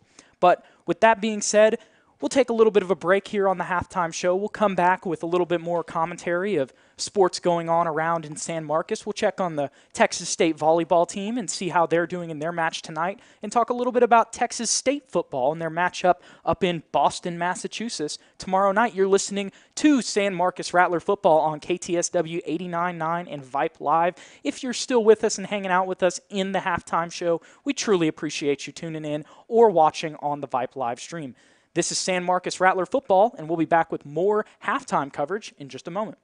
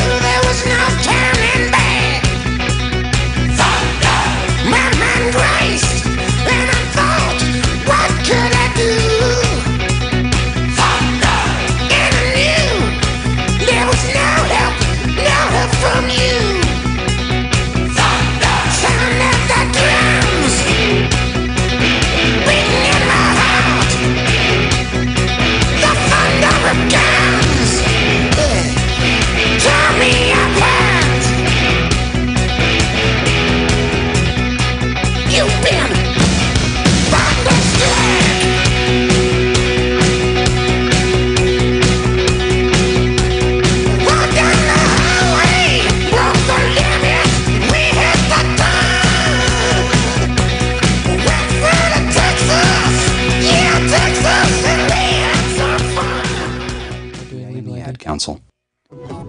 My name is Kaduso Gambashi. I play cornerback, and you're listening to Rattler Football on KTSW San Marcos. And thank you, Caduce, for bringing us back into San Marcos Rattler Football halftime coverage. Josh, the Unicorns lead the Rattlers 21-12 with just about 10 minutes left in our halftime show. We're going to give you guys a little bit of the scope of some other sports going on in and around San Marcos. And Josh, I think we've got some great news for the Texas State volleyball team, who's off to their best start record-wise since 2011, and a great start for them in Sun Belt play today as well. And you're absolutely right, Jude. 3-0 victory for the Texas State volleyball team. Had a game earlier today, also 3-0, so going 6 straight sets against ULM to open up Sun Belt play.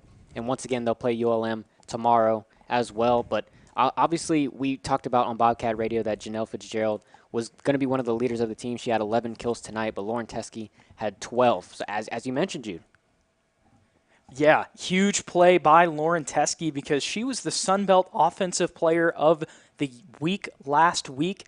And if she can continue to be that leader in kills, that will be huge for the Bobcats going into the rest of conference play. But sweeping a ULM team, I think that was the expectation whenever it came to Sean Hewitt, Keith Anderson, and Tori Plugi, the Texas State volleyball coaches. That was huge for them in that aspect. So to get that 3-0 dub, And to start off undefeated in the Sun Belt, that's definitely something that they want to happen. Now, the Bobcats also are playing football this weekend up in Boston, Massachusetts against the Boston College Eagles. And the Boston College Eagles are favored by 18 points in this game. The Bobcats are looking to have an upset on a Power 5 opponent. But I think the one advantage that the Rattlers have in this game, the Bobcats, is that they've played 3 games while Boston College has only played 1. That's absolutely true, Jude. And when you look at the numbers and you look at the stats, one thing that's really popped out this season for the Bobcats is the run game. Obviously, they've really lit a spark, and now they add Jamil Jeter from Oklahoma State, the transfer, finally getting his NCAA waivers cleared, and that'll be a huge addition for Texas State. But when you look at the quarterback situation, once again, Tyler Vitt and Brady McBride, both quarterbacks, will be getting some minutes, getting some snaps. So it'll be important to watch those 2 quarterbacks go up and go against Boston College. Absolutely. And speaking of quarterbacks, Josh, Phil Jurgovec. That is what a name. Quite the name. Phil Jurkovec, who's the starting quarterback for the Boston College Eagles. He went 17 for 23 for 300 yards in the last game they played against Duke, where they won 26-6. And that was up against Chase Bryce, who was the former backup to Trevor Lawrence at Clemson and was able to win a couple games. Chase Bryce struggled in this game through 2 interceptions, but Jurkovec was able to, like I said, throw for 300 yards, about 13 yards a throw for 2 touchdowns and 1 interception. That's somebody they'll have to deal with on the passing side of the ball, but I think it's ironic that the Bobcats in their uniform reveal had their DB Jaron Morris show off the all whites. Those are so clean, Josh.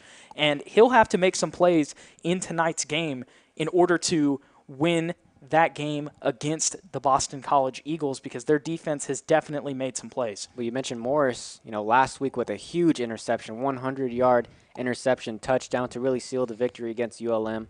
And going back to Phil, I'm going to call him Phil, the quarterback for Boston College, but he's doing it without Kobe White, who is a great, talented receiver, one of their, if not the top weapon for Boston College, out for the season to a torn ACL. But the other thing they've got to deal with is Boston College has got a lot of other receivers. Zay Flowers, get this, Josh, he averaged 32 yards per catch last game. 5 receptions for 162 yards with a 61-yard catch for one of them. And then they've also got Hunter Long, who averaged 13 yards per catch with a 36-yard reception for 7 catches and 93 yards with a touchdown. So they've got some other players. Kobe White being out for the entire season with a torn ACL is a blow for the Boston College Eagles, and that will help the Bobcats out a little bit.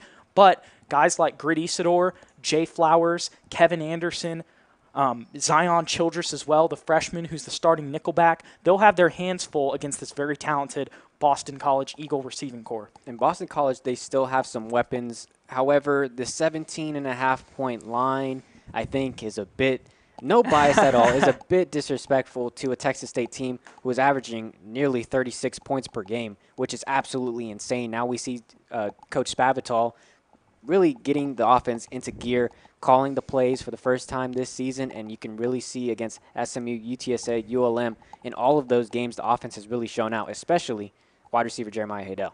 Exactly. I mean, Jeremiah, if you would have told me that a Texas State receiver in the first 3 weeks of the season, one Texas State receiver in particular, would have 3 straight SportsCenter top 10 plays, one of them being the number 1 play in the entire country, professional, college, whatever, I would have told you that you're crazy. If you would have told me that a Texas State receiver through 3 games into the season would have the 4th most receiving yards in the entire country, I would have told you that you were taking some things that you probably shouldn't be taking. So the fact that that is happening, I think that is a huge testament to Jacob Peeler, the offensive coordinator and the wide receivers coach. He has done a phenomenal job with not just Jeremiah Haydell, but guys like Marcel Barbie, K-Dot Shareed. I mean, just a phenomenal job with the receivers. And that's been important because a lot of the tight ends have been out of the game plan when it comes to COVID contract chasing. So when you're playing 4 wide receivers and they're making big-time plays like that, that is so huge. And, I mean, really, when you're seeing what he's doing with guys like Jeremiah Haydell going into the season, just being honest, probably didn't have many looks from the NFL, and now they're seeing all his highlight plays and they're like, oh, I might want that guy on my roster. You can see why guys like DK Metcalf and A.J. Brown are as good as they are in the NFL when they're coached by a guy like this. And it definitely helps that these games have been on national television, 2 of the 3 games. But Peeler may be the answer. But Jeremiah Haydell, you got to give that man credit. Obviously, in the first 3 seasons, he struggled to get it going. He scored 5 touchdowns throughout the 3 seasons, freshman, sophomore, and junior season. But now in the first 3 games, he already has 4. He has 3 receiving touchdowns. And then we have to talk about the kickoff return, the punt return by Jeremiah Haydell. Once again, as you mentioned, a top 10 play nominee every single week. It wouldn't be surprising, Jude, if we see tomorrow against Boston College, Haydell come out and really get another top 10 play. Absolutely, Josh. And whenever it comes to the Boston College Eagles, the one weakness when I'm looking at them on offense, at least stat-wise, is their starting running back, David Bailey, 18 carries for only 51 yards. That's averaging just about 3 yards a carry. They also had Pat Garwo III, but only had 5 carries for 25 yards. So if the Boston College Eagles can be stopped by the Bobcats whenever it comes to the run game, yes, they're going to have playmakers on the outside, but the thing is, I don't know, we'll have to see how stingy this Boston College Eagles defense is, but if the Bobcats can get things going and get in rhythm whenever it comes to the offense and can stop the run game and force Boston College to be one-dimensional, you have to think they have a chance. And the first-year head coach, Jeff Hafley for Boston College, even said this past week, as far as the run game and really the offense in general, is that was probably the most vanilla game that they'll play all season. So obviously some great words of advice and pep talk to the team saying, hey, that might have been maybe our most basic game, and we still won by 20. Absolutely, and that was against a Power 5 opponent in the Duke Blue Devils. Yes, Duke is a basketball school, but you can't forget that they just also produced an NFL quarterback in Daniel Jones, who's been playing much better this year for the New York Giants. And with that being said, we'll take another break going into our last break before halftime, just about 2 minutes. You're listening to San Marcos Rattler football playing the new Braunfels Unicorns. The Unicorns lead 21-12. We'll be back on KTSW 89.9 and Vipe Live in just a moment. Well,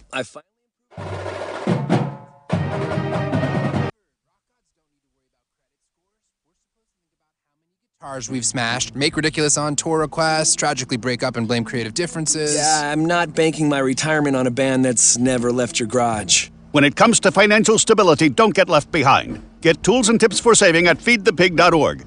This message brought to you by the American Institute of CPAs and the Ad Council.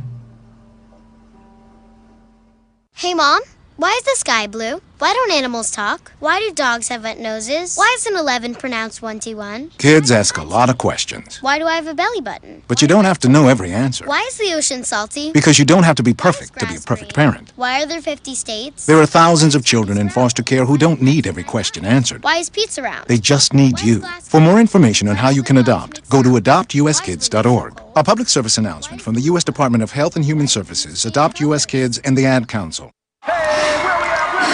Alright, I've gone through all the tracks, just move through the beats. Do your thing. Alright, everyone, let's hear it for West High's own Brooke Turner, a.k.a. DJ Hook. Scratching at my first school.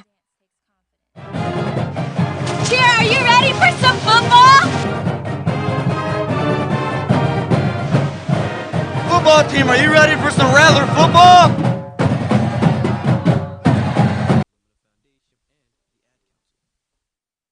Welcome back to San Marcos High School Rattler football on KTSW 89.9 and Vipe Live. It's kickoff. The Rattlers are going to receive and take a knee at just about the 10-yard line. I believe that in this scenario, one of the rules that have been instituted is if you wave and take a knee inside the 20-yard line, you're able to move the ball up to about the 25. So that was a smart play by Kenai Guidry. I like to see that him and Xavion Harris are back there returning kicks because they're both dangerous returners. And 2 great playmakers as well. And just a note on the sideline, a social distance chalk toss to kick off the game as well as here in the second half by the San Marcos Rattler fans. That's awesome. In these crazy times, Josh, if you can make some fun out of the crazy things that are going on in this world, you love to see it.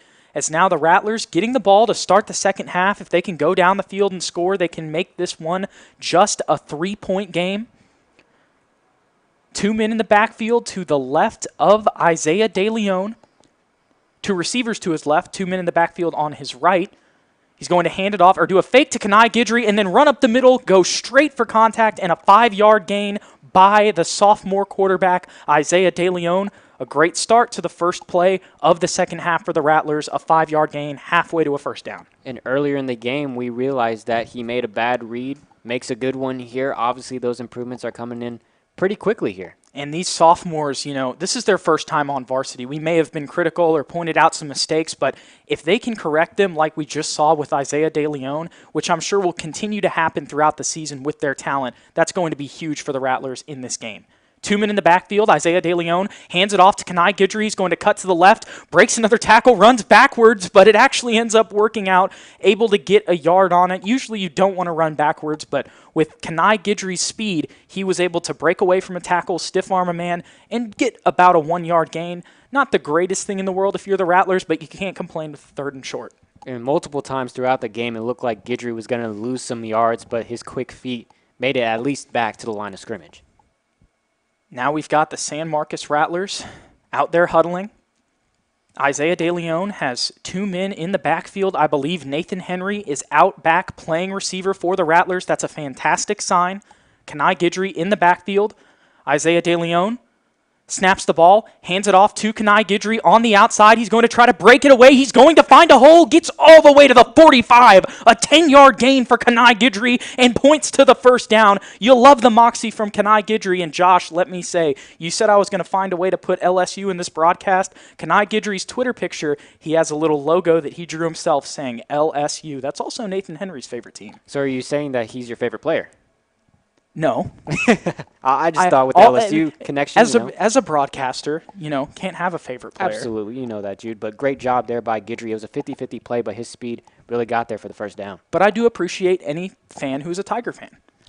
In the pistol set, Isaiah DeLeon has 2 men in the backfield. He's going to fake the pass, throw it up to Kenai Guidry. He's going to catch it. What a play. A halfback wheel pass to Kenai Guidry. He's making all the plays, and the Rattlers are rolling to start the second half. We're talking about Riker Purdy being a dual threat running back. Well, there you go right there with Guidry really showing out in the first game of the season. And speaking of LSU on that play, Josh, I got to say that Kenai Guidry looked like Clyde Edwards-Helaire, who has been playing great in the run and pass game for the Chiefs. We're now at 2 LSU references within the past 30 seconds.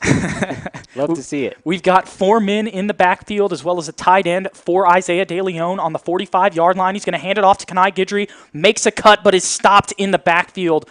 A great job by number 34 for the New Braunfels Unicorns. James Windrow, the senior linebacker, was able to force a 2-yard loss. It's going to be a 2nd and 12 with about 10 minutes and 20 seconds to go in the third quarter. Unicorns lead the Rattlers 21-12. Rattlers creeping up on scoring position here, but even a play like that for New Braunfels is huge. Obviously trying to get Guidry off of the momentum that he's had in the past 2 plays. And Cannon Webb coming in on offense as a receiver. He's always a dangerous threat. He's going to be guarded by James Schrewer, the New Braunfels senior. 2 men in a pistol set, 2 wide receivers wide. It's going to be a handoff to Kenai Guidry up the middle. He's going to almost break another tackle, but once again brought down by the Unicorns. He stripped the ball, but I'm pretty sure that was already forward progress after that, and that's what it's going to be. And San Marcos looks to be riding the hot hand here with Guidry, but unfortunately New Braunfels, for the San Marcos Rattlers' sake, is really picking up on Guidry. And Michael Thompson, the defensive coordinator, was like, okay, after those 2 plays, we're just going to hone in on him because he's picking up that Coach Walsh is rolling with the hot hand. But now on a 3rd and 13 on the 38-yard line, 4 men in the backfield, a shift with Ryan Hicks as an H-back and a receiver. Isaiah DeLeon back to pass, finds a wide open Rattler who is blown up when he catches the ball, but holds on to it. Ryan Hicks catches it for the first down. And Hicks there, we could see it from the angle. It looked like he was about to get hit real hard there, but able to secure the pass and Looks like a fourth down. It's going and to be inches. 4th and short, so this is one that the Rattlers will definitely go through. They have the ball on the 31-yard line. You can't argue with the call here. We'll see if they'll be able to convert just like the Unicorns were. I won't be surprised if it's a handoff to Kenai Guidry up the middle on 4th and short. I'm sure that's what the Unicorns are prepping for. There's 3 wide receivers wide. Ryan Hicks lined up as an H-back, but there's going to be a timeout by the Rattlers or the Unicorns. Not sure. We'll keep it here for this one before the 4th down. One of the things that I've been seeing so far with Ryan Hicks, number 6, he's listed as a receiver on the depth chart, and in practice, that's where he's been in. He's had pictures with the hashtag YakBoys with Marvin Nash on Twitter and Instagram as well, but we've seen him line up as an H-back, being like a fullback position, also lining up as a tight end. But the interesting thing about Ryan Hicks, he's a part of that sophomore class, and he's grown up with Isaiah DeLeon. So the catch on that play, some great chemistry between Ryan Hicks and Isaiah DeLeon. When you look at the roster for San Marcos, it's mainly composed of seniors, but after that, it's really a sophomore takeover. So you can imagine the progress that they're making just in one half of football on varsity. Just imagine sophomore, junior, even senior year, what their development's going to be like. And we're going to see what happens on this 4th and inches. Just once again, want to emphasize that Nathan Henry is back out on the field. That's huge to have him back for the Rattlers. 2 men in the backfield. Ryan Hicks playing that tight end position. Kenai Guidry. Hicks and Guidry to the left of Isaiah DeLeon. It's going to be a fake handoff to Isaiah DeLeon, and I believe it's going to be a stop in the backfield. A little bit of a bobbled snap there caused the Rattlers to get stopped, and that's unfortunate for the Rattlers, but this isn't the worst thing that could happen for the Rattlers. You got to go for it on a 4th and short like that, and this isn't having the ball on the 30-yard line is still going to give the Unicorns a way to go. If the Rattlers can get a 3-and-out here, the Rattlers can force a 3-and-out here. They can get the ball back on offense. The Unicorns lead 21-12. And on the bright side there, San Marcos really mustering up some offense, something that really lacked in the first half, and they're trying to find some momentum and some rhythm. And now there's going to be a trip set, 3 men to the right of Peyton Driggers with Riker Purdy in the backfield, and he's going to pass to the man on the left side who's going to break past Kudus Ogunbasi, but is able, and trucks, well, it looks like it was going to be trucked by Cannon Webb, or Cannon Webb got trucked, but he was able to force him out of bounds. It was a big hit by the New Braunfels receiver, Trace Higginbotham, the junior, but Cannon Webb was able to force him out of bounds. He took a big hit, but he's not going to be mad about that if it stops the – if he wouldn't have made that play and pushed him out of bounds, that might have been one that was taken to the house. And Cannon Webb is not an easy man to move. I can tell you that, Jude. So great toughness displayed, and now Driggers really looking for those quick passes. Still in that trip set to the right of Peyton Driggers. He's going to hand it off to Riker Purdy. It's going to be a fumble, and the Rattlers are going to pick it up and take it to the house. Nelson Coleman, and he's tripped up, almost a touchdown. I jinxed it once again, but still the Rattlers are going to have the ball on the 3-yard line. What a play and a turnover for the Rattlers. How about this one as they're trying to cut this lead in half with 8 to go in the third? And a crucial mistake right there by Driggers. Thought he had the handle on the ball. But yeah, Coleman just scooped it up. Shoelace tackle. And it looked like he was going to take it to the house, but great field position here inside the 5-yard line for the Rattlers. You know, there's a lot of myths and a lot of, talk about announcers jinx and that it doesn't exist. It's happened 2 times to us in this. Actually, it's happened 3 times to us in this broadcast with the second extra point as well. That's so true. For the San Marcos Rattlers, the announcer's jinx is real. Coach Walsh is going to call me up after this one, and you'd be like, you need to stop saying this stuff because you're jinxing our touchdowns and our extra points here. We can see some game notes from Coach Walsh after the game for sure. But now the Rattlers lining up, and there's going to be a timeout by Coach Walsh. Probably not that happy that he's going to take a timeout on 1st and goal with 4 yards to go. I think here, once again, Josh, this is 4th down territory. Absolutely. You know, you're trying to punch it into the end zone. The last drive really ended on a sour note, 4th and inches off really a bobbled snap. So now they get to progress down the field. And this is a big-time line right here. If the Rattlers can get some points on the board, it would definitely swing the momentum towards the Rattlers. But if the Unicorns can get a stop as well, that'd be huge for their defense. And, you think about this right now, Josh. Basically, what that turnover, how it worked for the Rattlers, was if you just if it worked like they converted the 4th down earlier and just continued to drive the ball down the field with that turnover is basically what it puts them at with 8 minutes to go here. If they can punch this one in with Kenai Guidry, which I'm sure they'll try to do, or Isaiah De Leon, they will cut this to at least a 4-point game, which will be huge, especially if their defense can force another turnover and get another stop. And New Braunfels in the first half, they converted on their turnover that they forced, so we're going to see if the Rattlers can respond here. The Rattlers once again trying to beat New Braunfels for the first time since 1982. Isaiah De Leon snaps it, and it's a fake and a jet sweep to Cannon Webb. He stiff arms a defender and gets in the end zone. He said, sit down, and I'm going to take this one to the house, and the Rattlers score. What a way to convert off the turnover. If it's not broke, don't fix it, right? There you see again, once again, going to the well, going to Cannon Webb off that sweep play, and now they're down by 3. And Great they have him in a wing set. It's like Cannon is lined up on a field goal, and then he does a jet sweep from a tight end position. That is some wacky stuff. And Melvin Morales is going to make his first extra point. Finally not a penalty there as the Rattlers cut the lead to 3 as it's 21-19. The Unicorns still lead, but the Rattlers have had all the momentum in the second half. Let's see if they can continue to convert off those mistakes and play great defense. Curtis Kleiber is looking like the MVP right now with the way this defense is playing. And Cannon Webb, once again, just seeing off the replay there, just showing off. Once again, I think one thing that defines the San Marcos team is the toughness. And you saw it right there once again, shedding off a tackle and getting to the outside just in time to get into the end zone. Now we have, once again, 2-point game. We have ourselves a game.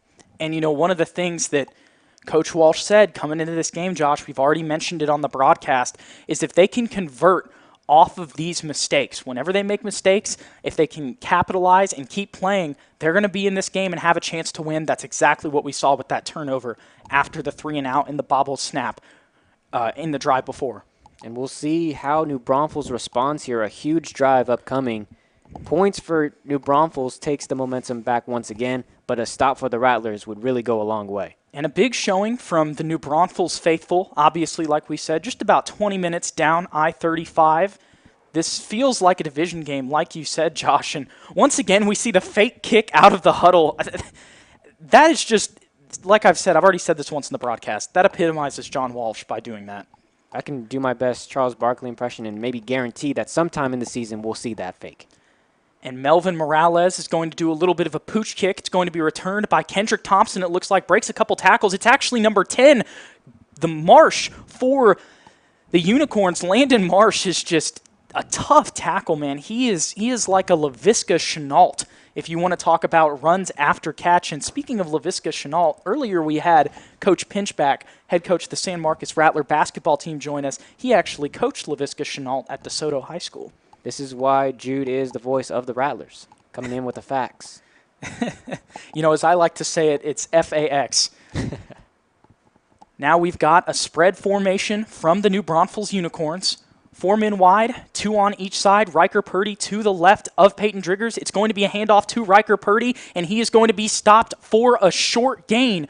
Great plays by the Rattler defensive line and linebackers. They have been tackling really well tonight. Moses Alva, the comparison that KTSW employee Josepher Williams said about Moses Alva was that he was like Jeff Hardy on a football field. He was just jumping into people, tackling them, and that's what he's been doing tonight. We see him also covering Trace Higginbotham out there at receiver, so we can see that he's doing a lot more than just playing linebacker, can play that hybrid DB position as well, which is kind of how football is evolving when you look at guys like Isaiah Simmons. Absolutely. Honestly, I love that comparison of Jeff Hardy just being all over I honestly believe that Moses Alva didn't even have to jump onto the ball to get the stop, but he just wanted to get in there anyway. So you love to see the effort. And the Alva family has 4 generations of San Marcos Rattlers. Love to see that he's still doing that in 2020. 4 men wide for the New Braunfels Unicorns. Peyton Driggers snaps the ball, drops back to pass, looking for a couple bubble screens, looking for somebody, goes deep to the senior Dylan Schrewer. He was wide open, and Peyton Driggers overthrew him. That would have been a touchdown catch if Schrewer caught it. And that was a great throw right there by Driggers. That was honestly a college-level touchdown pass right there if he can get to it. But now a big 3rd and long here. See if the Rattlers can get a stop.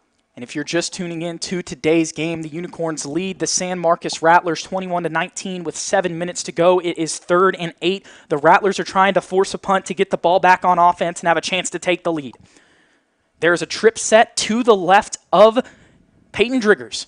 Driggers snaps it, drops back to pass, looking for an open receiver, finds one, and once again he is able to just drop the ball right in the bucket over a Rattler receiver. That's the second time where we've seen a Rattler try to go up and tip the ball, and it's just been over their fingertips.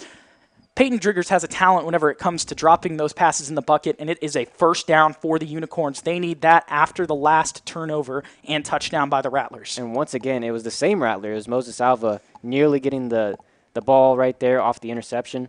Just too high for him. Peyton Driggers is going to hand it off to Riker Purdy, who's going to go, or it's actually Driggers who keeps it, and it ends up being this was a wrong read from Peyton Driggers this time. Could have handed it off to Riker Purdy, maybe got a couple yards, but instead it's just a 1-yard gain. A great tackle by Nelson Coleman. He has been all over the field tonight, clapping it up after tackles. Once again, the Rattlers have an opportunity to force a punt here. And the Rattlers can also thank Nick Burdine, one of the offensive linemen for New Braunfels, getting in the way of Driggers there. Now there's 4 men wide. Looks like there's going to be a timeout here or a false start penalty. Or actually, it was a holding penalty that I guess has just been called. That was kind of a late call. I didn't see the flag get called, but they came onto the field and I saw the holding call from the coach. But it's not going back 10 yards, so that was a very interesting signal from the referee, because that usually looks like the holding where they put their one hand on their wrist and make a fist with the other. But still, it's going to be, it looks like a 5-yard penalty for the Unicorns. Looks like it must have been a delay of game then. Peyton Driggers dropping back to pass, looking for a receiver, throws one deep, and it's an interception by Cannon Webb. It was right in the pocket, overthrown. Cannon Webb said, I already got a touchdown. Give me a takeaway. How about the coaches who may be in attendance tonight that are looking at Cannon Webb as a college player? Marvin Nash is the recruiting coordinator, has been doing a great job with that. I'm telling you, Cannon Webb is added to his highlight tape tonight and is on his way to playing FBS football. How about the Rattlers getting a turnover in this situation? 2 turnovers to start the second half. Curtis Kleiber is doing a great job with this defense. And you can tell Peyton Driggers on that last play, after that interception, he was visibly upset. He knew that he had the wide receiver open, just overthrew him once again. You didn't see it that much in the first half, him trying to air it out. But once again, another turnover, like you said. There is a full house pistol set here with 2 wide receivers. It's going to be a flea flicker from Kenai Guidry as almost a converted pass from Isaiah DeLeon. He had to do it off his back foot, just overthrew Ryan Hicks. That would have been a phenomenal play. Coach Walsh was trying to pull out the trickery on about the 12-yard line, and if Ryan Hicks would have caught that, it would have been, he probably would have fell because he was having to dive for it, but if that was in the pocket, he might have gone all the way. Man, the Rattlers are close to making some plays tonight. It's going to be 2nd and 10 here. We'll see if the Rattlers will run the ball here, just try to get some yards, or maybe try to get Nathan Henry involved, who is a very talented receiver. 3 men wide and a tight end. Isaiah DeLeon snaps it. It's going to be a fake handoff, making the read from Kenai Guidry as Isaiah DeLeon kind of tripped all the way for a 5-yard gain, stumbled down. But honestly, it worked out for him to be able to dive. A nice 5-yard gain from Isaiah DeLeon to make this a 3rd and manageable. And DeLeon had 3 Unicorns right in front of him and Guidry, so it was a literal last-second read there to gain some sort of yardage here to make it 3rd down. Like you said, that was a great read by Isaiah DeLeon. We mentioned in the first half maybe missed some. Now has been learning. We're seeing that some of these mistakes have been corrected in this first half. All of the mistakes have been by the Unicorns so far.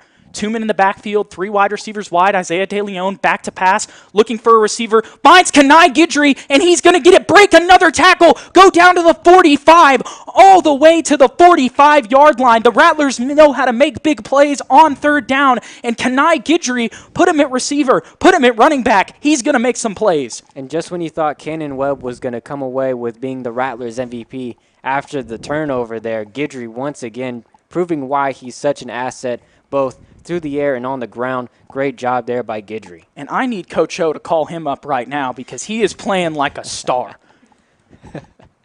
Isaiah DeLeon has 3 wide receivers, wide, a tight end as well. Kenai Guidry in the backfield. Drops back to pass, looking for a receiver. Finds Ryan Hicks. It's going to be just about a 9-yard gain on first down. Going to be about second and inches. The Rattler offense is rolling. I don't want to jinx it. I've done it so many times in this game. But right now, it looks like these mistakes are being corrected, and the Rattlers look in rhythm. Back-to-back receptions there. Looks like Isaiah DeLeon is getting a little bit more comfortable and gaining his confidence here in the third quarter. Just under 5 minutes to go in the third quarter. Rattlers have the ball down 19-21 against the New Braunfels Unicorns. 2 tight ends. It's going to be a fake handoff to Kenai Guidry, getting it to Nathan Henry, but just a little bit of a short throw there from Isaiah DeLeon. But hey, if it's going to be incomplete, throw it in the dirt so it's not picked off. There you go. And once again, Nathan Henry trying to get involved. Obviously, they, as we mentioned before, had that connection. So I'm sure Nathan Henry will see some more balls thrown his way. Absolutely, and it's great to see him back on the field and not have a major injury because he is a major talent for the Rattlers in basketball and football. There's going to be 3 men in the backfield as well as a tight end on this 3rd and short. Nathan Henry out left. Isaiah DeLeon looks to snap, hands it off to Kenai Guidry, who's going to bust up. Not sure if it's going to be a first down. I think he's going to be just short on the 45-yard line, but I think this is going to be, once again, the Rattlers are going to go for it on 4th down. If you're in New Braunfels now territory, 4th and inches, first off, you have to make sure that you get the snap off. Obviously, last time on 4th and inches, bobbled snap, so make sure that the quarterback, Isaiah DeLeon, gets the ball securely and then go from there. We've got a full house in the backfield, 2 men to the left of Isaiah DeLeon, 1 lined up as a tight end. Isaiah DeLeon on 4th down. He's going to hand it off to Kenai Guidry. Don't think he got the first down there. It looked like there were 2 men who went for the ball to get the handoff. A little bit of a miscommunication once again, and there's the mistake still happening. A huge stop for the Unicorns. I think there was still there was an inch gained, but you needed inches. There you go, Jude. But as you mentioned, I think a little bit more miscommunication on the part of the Rattlers there, having a fully loaded backfield there. There was some miscommunication once again on 4th and inches, and now the Unicorns will try to convert. And they're going to need another stop here for the Unicorns. There's 4 wide in the spread. Peyton Driggers snaps it, hands it off to Garnett Gonzalez for a short gain. The Rattlers are on top of it on the defensive line and the linebacker core. Number 41, the sophomore Garnett Gonzalez, gets about 2 yards there. Let's see if the Rattlers can keep the gain short for the Unicorns. 2nd and long here. It's going to be important here for the Rattlers, just moving forward, trying to silence both the run game and through the air. Peyton Driggers had a few incompletions there, but. And Garnett Gonzalez is breaking a couple tackles there, almost gets the first down. He's going to get it down to about a 3rd and short here. Garnett Gonzalez, not as fast as Riker Purdy, but has got a lot of power and is able to break through tackles for sure. It's going to be about a 3rd and 3 here. I wonder if this is 4th down territory for the Unicorns. I think it might be. So even if the Rattlers get a stop here, they need to be prepared to get 2. We'll see what happens, though. Unicorns have 4 wide, 2 on each side. Garnett Gonzalez to the right of Peyton Driggers. It's going to be a handoff to Garnett Gonzalez. He's going to break a couple tackles, and he's going to go down the sidelines. Kudus Ogunbasi tries to get him and gets him by the shoelace. What an effort by Kudus Ogunbasi. That was going to be a huge touchdown play and a touchdown-saving tackle by Kudus Ogunbasi. He ran as hard as he could and dove for the shoelace tackle. We've got a Rattler hurt on the other end, unfortunately. There's a little bit of a tussle at the end, no flag called. I think that the Rattler bench is definitely calling for that one.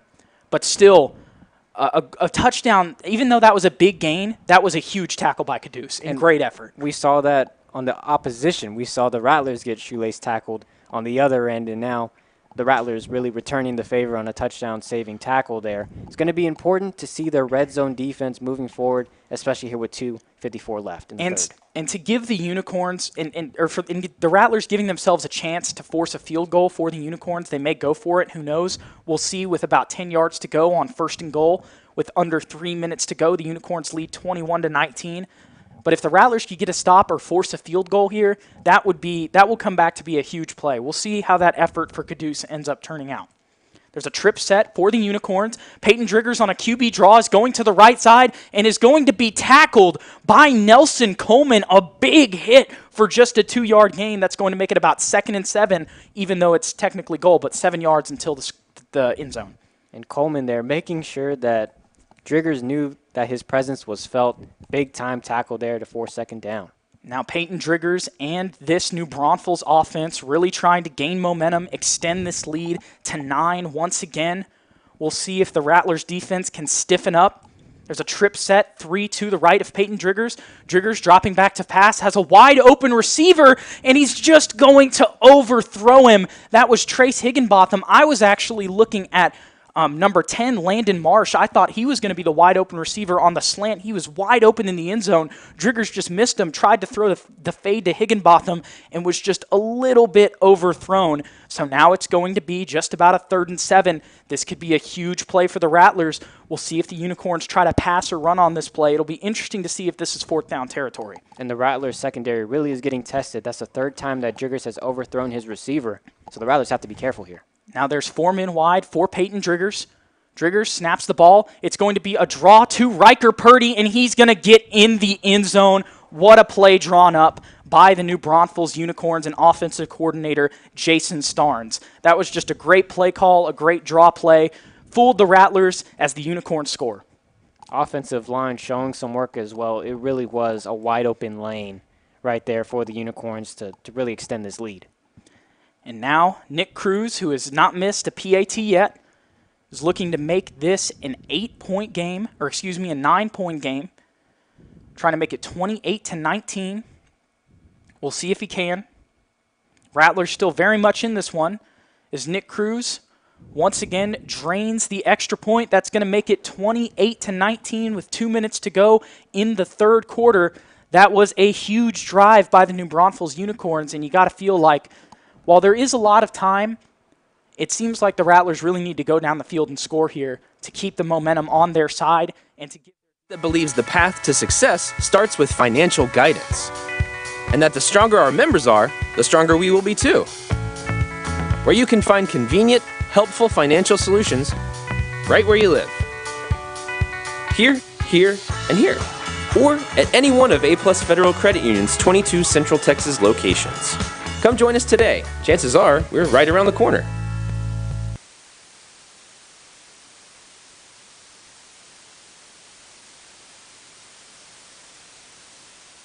Can respond and keep this game close at 3 points. And I can't help but rethink and think back to those 2 extra points being missed, because then it would be a 7-point game, as you had mentioned. But just looking back at that, that is huge and will definitely be something to look back at the end of the game. And you have to think that some of those mistakes probably won't happen as the season goes on. 2 straight penalties on extra points you don't usually see. But Cruz, the kicker for New Braunfels, kicks it off to the Rattlers. It's going to be returned by Kanai Guidry, who is going to take the fair catch as the Rattlers will take the ball at the 25-yard line. They lead the Unicorns lead 28-19 with 2 minutes to go in the 3rd quarter. If the Rattlers could run a 2-minute drill and score going into with 12 minutes still left in the 4th, that would be huge, but I'm sure they'll take their time here just trying to get points on the board no matter what. Even then, having the 2-minute drill or even extending it to the 4th quarter, just finding some pace, as we mentioned before, finding the pace for John Walsh in this offense will be really critical and a key part into going into the 4th quarter. And even if they can get a field goal on this possession, that would make it a 5-point game. So really just getting points on the board here is huge for the Rattlers. 3 men wide for the Rattlers. It's going to be a handoff to Kanai Guidry up the middle, breaks a couple tackles, but is swallowed up by the Unicorns linebackers. Going to be a gain of just about 1 yard, maybe 2nd and 8. Just the yardage, just chipping away at the yardage there. Obviously, Guidry has been the hot hand moving forward, but the Rattlers are going to need to get something going. And we'll see if the Rattlers continue to go to Guidry, try to establish that run. You know, if he can find a hole, he can take it to the house. There are 4 men wide in a bunch set, though, for the San Marcos Rattlers. Kenai Guidry in the backfield with Isaiah De Leon. Takes the snap, dropping back to pass, looking for a receiver, goes deep to Nathan Henry, and it is overthrown by a mile there. But as we can see, the Rattlers are trying to get Nathan Henry involved now that he's back in the second half. Isaiah De Leon was going all the way for the long ball, but seemed as if Nathan Henry cut back onto the curl, and by that point, he was already too late to get back to the ball. Worst things could happen, though, if you're the Rattlers. Yes, it's going to be 3rd and 8, but we've seen the Rattlers convert 3rd and longs multiple times in this game. This is probably the most important 3rd and long of the game so far. Support our student athletes at San Marcos High School all the way down to our pre-K is follow the guidelines, wear a mask, clean your hands, keep your hands off your face, wear a mask again, and then we can get back to school like we know it. Strike is one. The summer workouts have been going great. You know, we've had good participation, and there's some that are not coming with the obvious reasons of the health risk. But the ones that are coming are buying into our game plan. You know, they're monitoring their social distancing. We're keeping a lot of coaches are on call, and we're keeping things clean. And in the end, we're getting some work in along the way, and so it's been good. Welcome back to San Marcos High School Rattler football. We've got a crucial 3rd down here late in the game as the Unicorns lead the Rattlers 28-19 with 1:18 to go, and there's already a flag on the field. If this is an illegal formation and illegal shift, that's got to be really frustrating for the Rattlers, and that's what it is. I think it was Kaduso Ginbasi there on the end side, or actually it was a false start. I'm not sure if the Rattlers, I think Caduce thought that the offense wasn't set yet. He was still looking at the sideline, but the offensive line was, so that's a unfortunate penalty there for the Rattlers. But like we said, it's been 3rd and 13 before in this same scenario, and the Rattlers have been able to convert on 3rd down. We'll see if they can do it again with 3 men wide. 2 to his left, 1 to his right. Isaiah De Leon snaps the ball, drops back to pass, looking for receivers, throws it deep to Caduce Ogunbasi, and just overthrown there. Caduce had a lane, but once again, just overthrown. That's not what you want to see if you're the Rattlers, but if you're going to not score on this possession, you probably want it to be a 3 and out. And Elliot Hagelman for the Unicorns really putting some pressure on De Leon there to really have to get rid of the ball early, which caused a little bit of disruption on that last play. And the one thing that's for sure, while right now the deep ball accuracy may not be the prettiest for Isaiah De Leon, we know he has an arm, and once he gets that down, that's going to be huge. And what a punt by Melvin Morales, as it's going to be a fair catch for the Unicorns at the 40-yard line, but it looks like there might have been a flag on the play. I think there was, so this one's going to be coming back.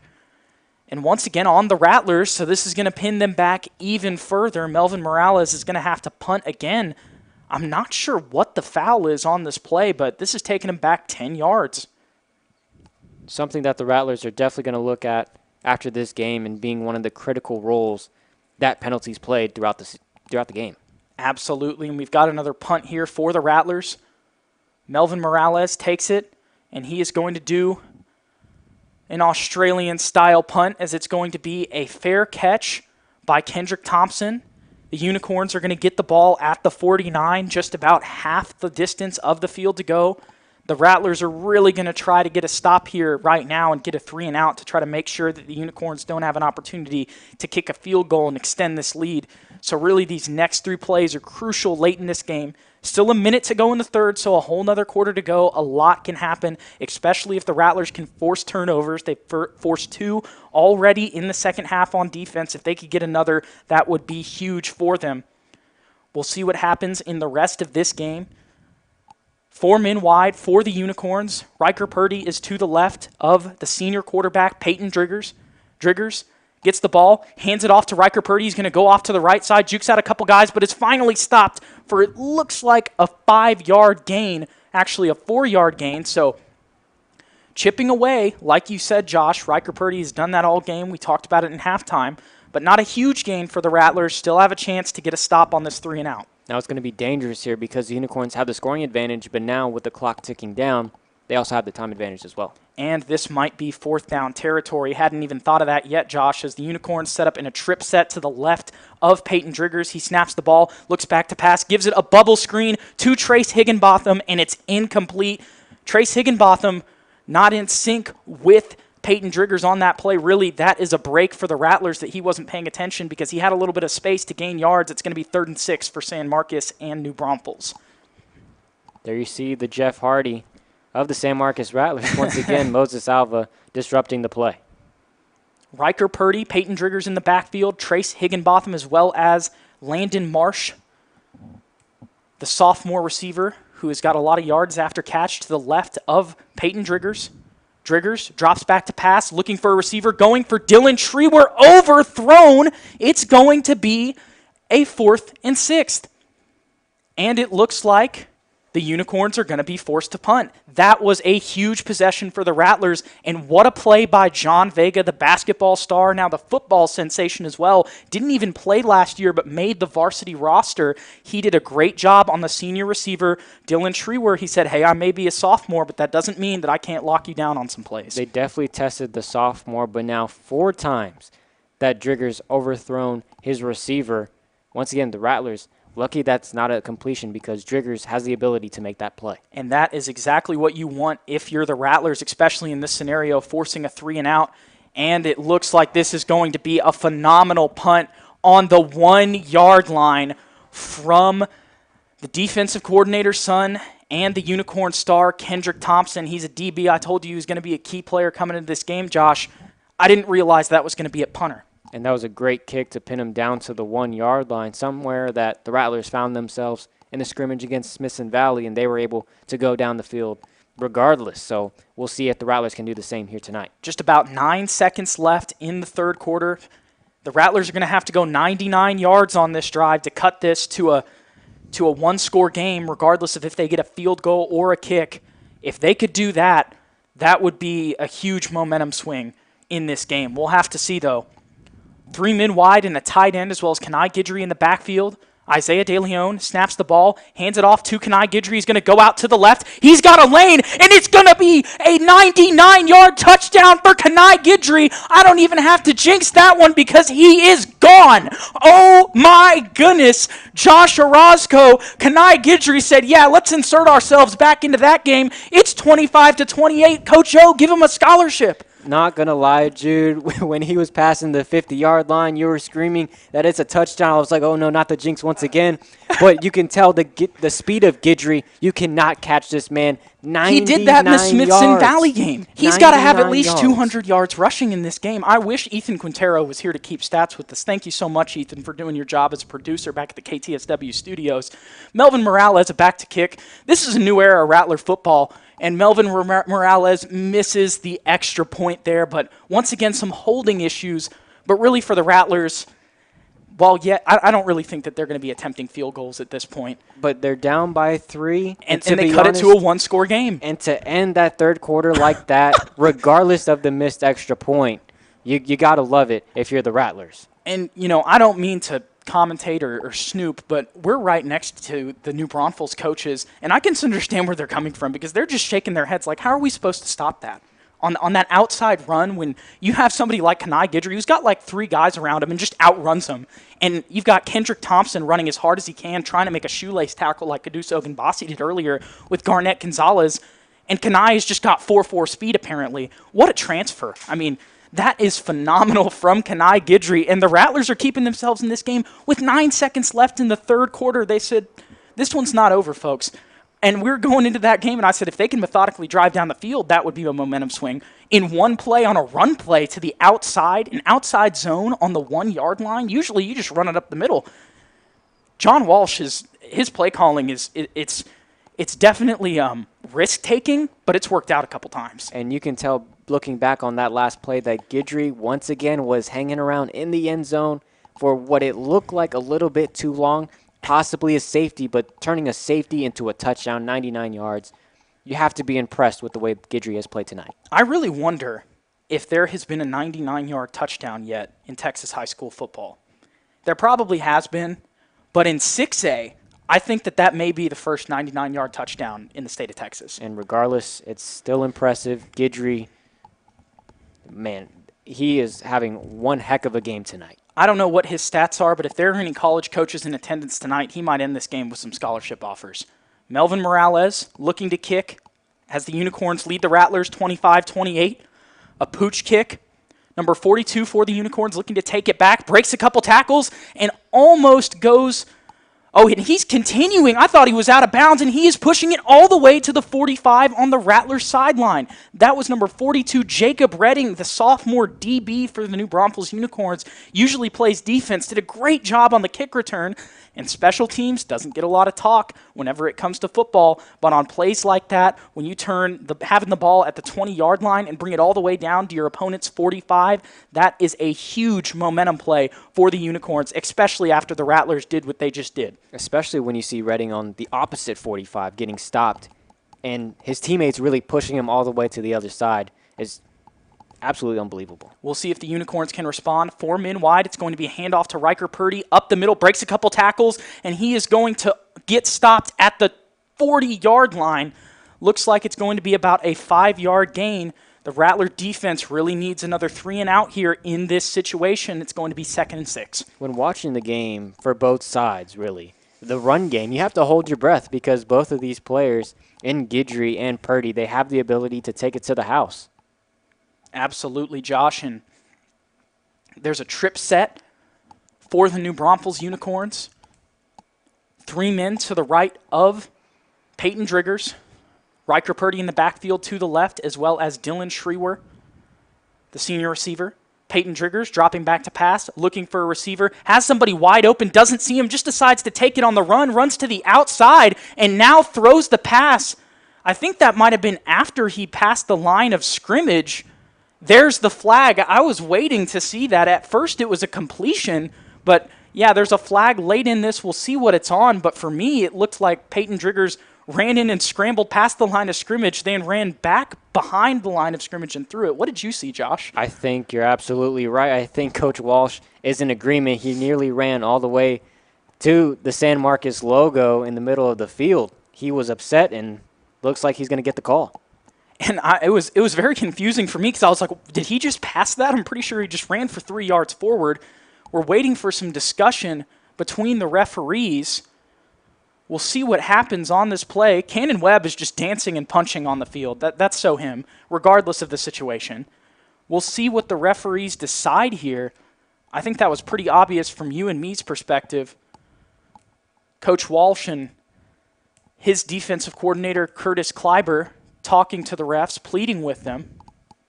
And they finally do say that that's the call, and that is a huge play because not only is that a 10-yard loss, but it's also a loss of down. So now it's going to be 3rd down and 10, which is huge because that's a lot different than a first down, but even if that was just an incomplete pass, it would have been 3rd and 6. So now that's going to be a 3rd and 10 for the Rattlers. If the Rattlers can get a stop here, they may be able to force a punt and get the ball back with a chance to take the lead late in this game. 10:45 left. Unicorns lead 28-25. 4 men wide. Peyton Driggers back to pass. Doesn't have too much pressure. Has a lot of time to throw. Looking for somebody. Can't find anyone. And he's looking for his receiver, Dylan Schrewer, who's going to make a diving catch for the first down. What a momentum play by Peyton Driggers. But the Rattlers still have a chance to force a field goal in this scenario, which would mean they would only be down by 6. A huge play by Driggers there. Wilder was trying to get to the edge, trying to get to Driggers, but couldn't get there in time. A lot of credit has to go to that offensive line buying Driggers some time to make that throw. And a great throw by Peyton Driggers and an even better catch by the senior receiver Dylan Schrewer, who has had trouble with John Vega all night. There's a trip set to the left of Peyton Driggers. Driggers snaps the ball, looking back to pass, looking for Trace Higginbotham, finds him wide open, gets him, but there is a big tackle by Moses Alva for just a short gain, going to be 2nd and 7. Whether it's a touchdown saving tackle, a first down saving tackle, no matter what, Moses Alva always gives 100%. Another great tackle by Moses. And we'll see if the Rattlers can stand up in these next 2 plays, make a crucial stop. This Unicorns defense has had some penalties, has been able to respond, Unicorns offense has been able to respond. There's going to be 4 men wide, 2 on each side. Riker Purdy to the right of Peyton Driggers. Driggers hands it off to Riker Purdy to the outside, looking to gain some yards, and is tackled by Cannon Webb for a gain of just about 3. That's going to make it 3rd and short. That might have been a touchdown-saving tackle there, Josh. I'd have to agree there. I think Cannon Webb came out of nowhere. I believe he sprint from midfield all the way down to the sideline. Great hustle by Cannon Webb, making, as to no surprise to anybody, making another great play. There's another trip set. 3 to the right of Peyton Driggers on 3rd and 2. Driggers snaps the ball. It's going to be a straight-up handoff to Riker Purdy up the middle, and he's going to try to gain some yards. The Rattlers get a stop here. I think that it might be a first down regardless, which it will, but still good tackles by the Rattlers getting hats on the ball, making them be just methodical, trying to get those short gains. We'll see if the Rattlers once again can try to get a stop here as it's a fresh set of downs. And the Unicorns, that was a huge play, not only to grab the first down, but to have the clock continue to wind down, now under 8:25. Absolutely, Josh. The Unicorns lead 28-25, trying to make it a 10-point game. Peyton Driggers with time to pass. Dylan Schreewer catches it in the end zone for a touchdown. Cannon Webb went up trying to make an interception, and it was just over the fingertips. A phenomenal throw by Peyton Driggers. I believe Cannon Webb hesitated just for a slight second. He was trying to make sure he had a good look on the ball, but got there a little too late. Peyton Driggers all night has overthrown his receivers, but right on the money for that one. Huge scoring opportunity, a huge score for the Unicorns. And it's been interesting for Peyton Driggers because it seems like he's been able to thread the needle whenever they're covered, but whenever they've been wide open, unfortunately for him, is they've been overthrown. And now almost a blocked kick there, but it's going to be right through the uprights as now the Unicorns lead 35-25 against the San Marcos Rattlers. We'll take a break here, and we'll be back in just a moment with the Rattlers trying to come back in this one. You're listening to KTSW 89.9 and Vipe Live. We'll be back with more San Marcos High School Rattler football in just a moment. My name is Kaduso Gimbashi. I play cornerback, and you're listening to Rattler Football on KTSW San Marcos. Oh dear, writing essays can be ever so dreary. But what's this? The Texas State Writing Center? They offer one-on-one tutoring sessions. Timeline, are you ready for some Rattler football? Cheer, are you ready for some football? Football team, are you ready for some Rattler football?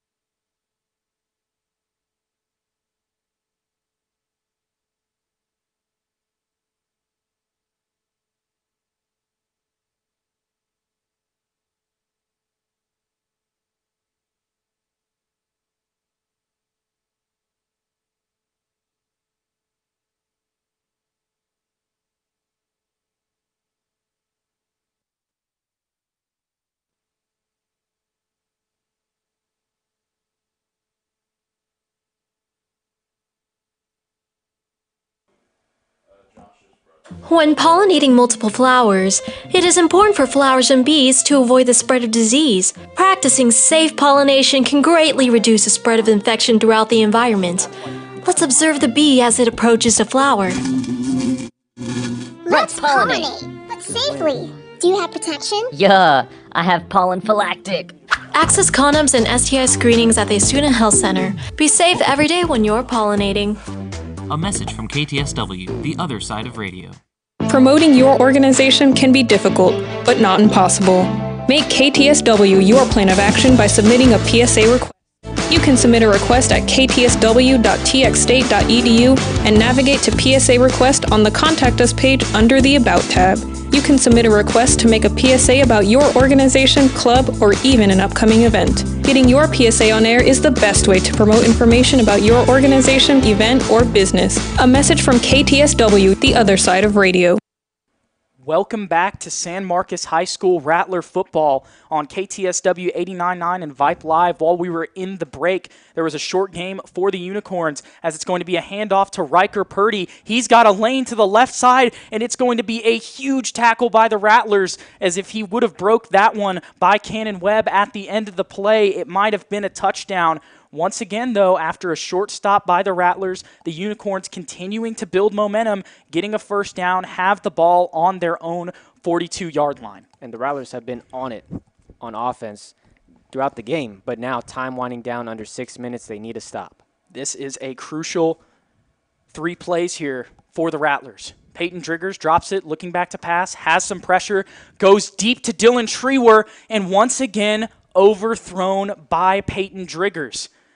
You know, like we've said, for Peyton Driggers, when it's threading the needle and it's tough passes, his accuracy has been on point. But on these deep balls where he's had guys that have had, you know, some running room on some of the DBs, it's just been overthrown. But that's a huge break for the Rattlers, once again, as it's going to be 2nd and 10, and that stops the clock. And Driggers, just off that last play alone, that was pretty impressive because it looked so effortless for Driggers to really toss the ball down, really 20 to nearly 30 yards. Unicorns in the spread on their own 42. Driggers snaps the ball, going back to pass, doesn't have too much pressure, looks for a wide-open Dylan Schrewer, not wide open, covered by Caduce Ogunbasi. Caduce did a phenomenal job on coverage there, but just an even better catch by Schrewer on that one. Caduce trying to hit out the cramps there on his calves, staying in. Schrewer got a little bit roughed up on that one. Great coverage by Caduce, but just a better catch by Schrewer. I believe exactly what you said, Jude. That's the best way to explain it. That was great defense, just better offense. Now we've got 4 men wide once again. An audible by Peyton Driggers. Driggers audibles. It's going to be an inside zone to Riker Purdy. He saw an open hole. Missed tackle by the Rattlers, but they finally get one. It's going to be an 8-yard gain. Just about to be under 5 minutes. The Rattler defense really needs a stop here with the Unicorns leading 35-31. And we mentioned the Yak boys earlier in the broadcast for San Marcos, but New Braunfels, yards after. As Riker Purdy gets the ball, goes up the middle, and once again gets the first down. Continuing to wind the clock down. But yeah, the yards after contact is just incredible for both squads, but in particular for the Unicorns tonight. And, of course, the Rattlers sub out Caduce Ogunbasi for Xavion Harris. And Caduce was telling Xavion to stay in, but Xavion was like, the coaches just told me to go in for you, man. Very frustrated on that one. Wants to stay in this late in the game. But once again, Rattlers having a chance to get a stop here. Crucial, not necessarily in field goal range yet. Might be 4th down territory for the Unicorns, as it's going to be a bubble screen to Trace Higginbotham. He catches this one, breaks a tackle, and gets a first down. Only thing for the Rattlers, though, is he was pushed out of bounds, which at least if it was going to be a first down, at least it stops the clock for the Rattlers. And Jake Vaughn there with the block on the outside, making that play nearly a first down to actually converting the first down. So great block there by Vaughn. The Unicorns' offense is in rhythm. The Rattlers need a stop. It's going to be a handoff to Garnett Gonzalez and a short gain by the Rattlers. Huge play there as time is winding down. Just about 4 minutes left in this game.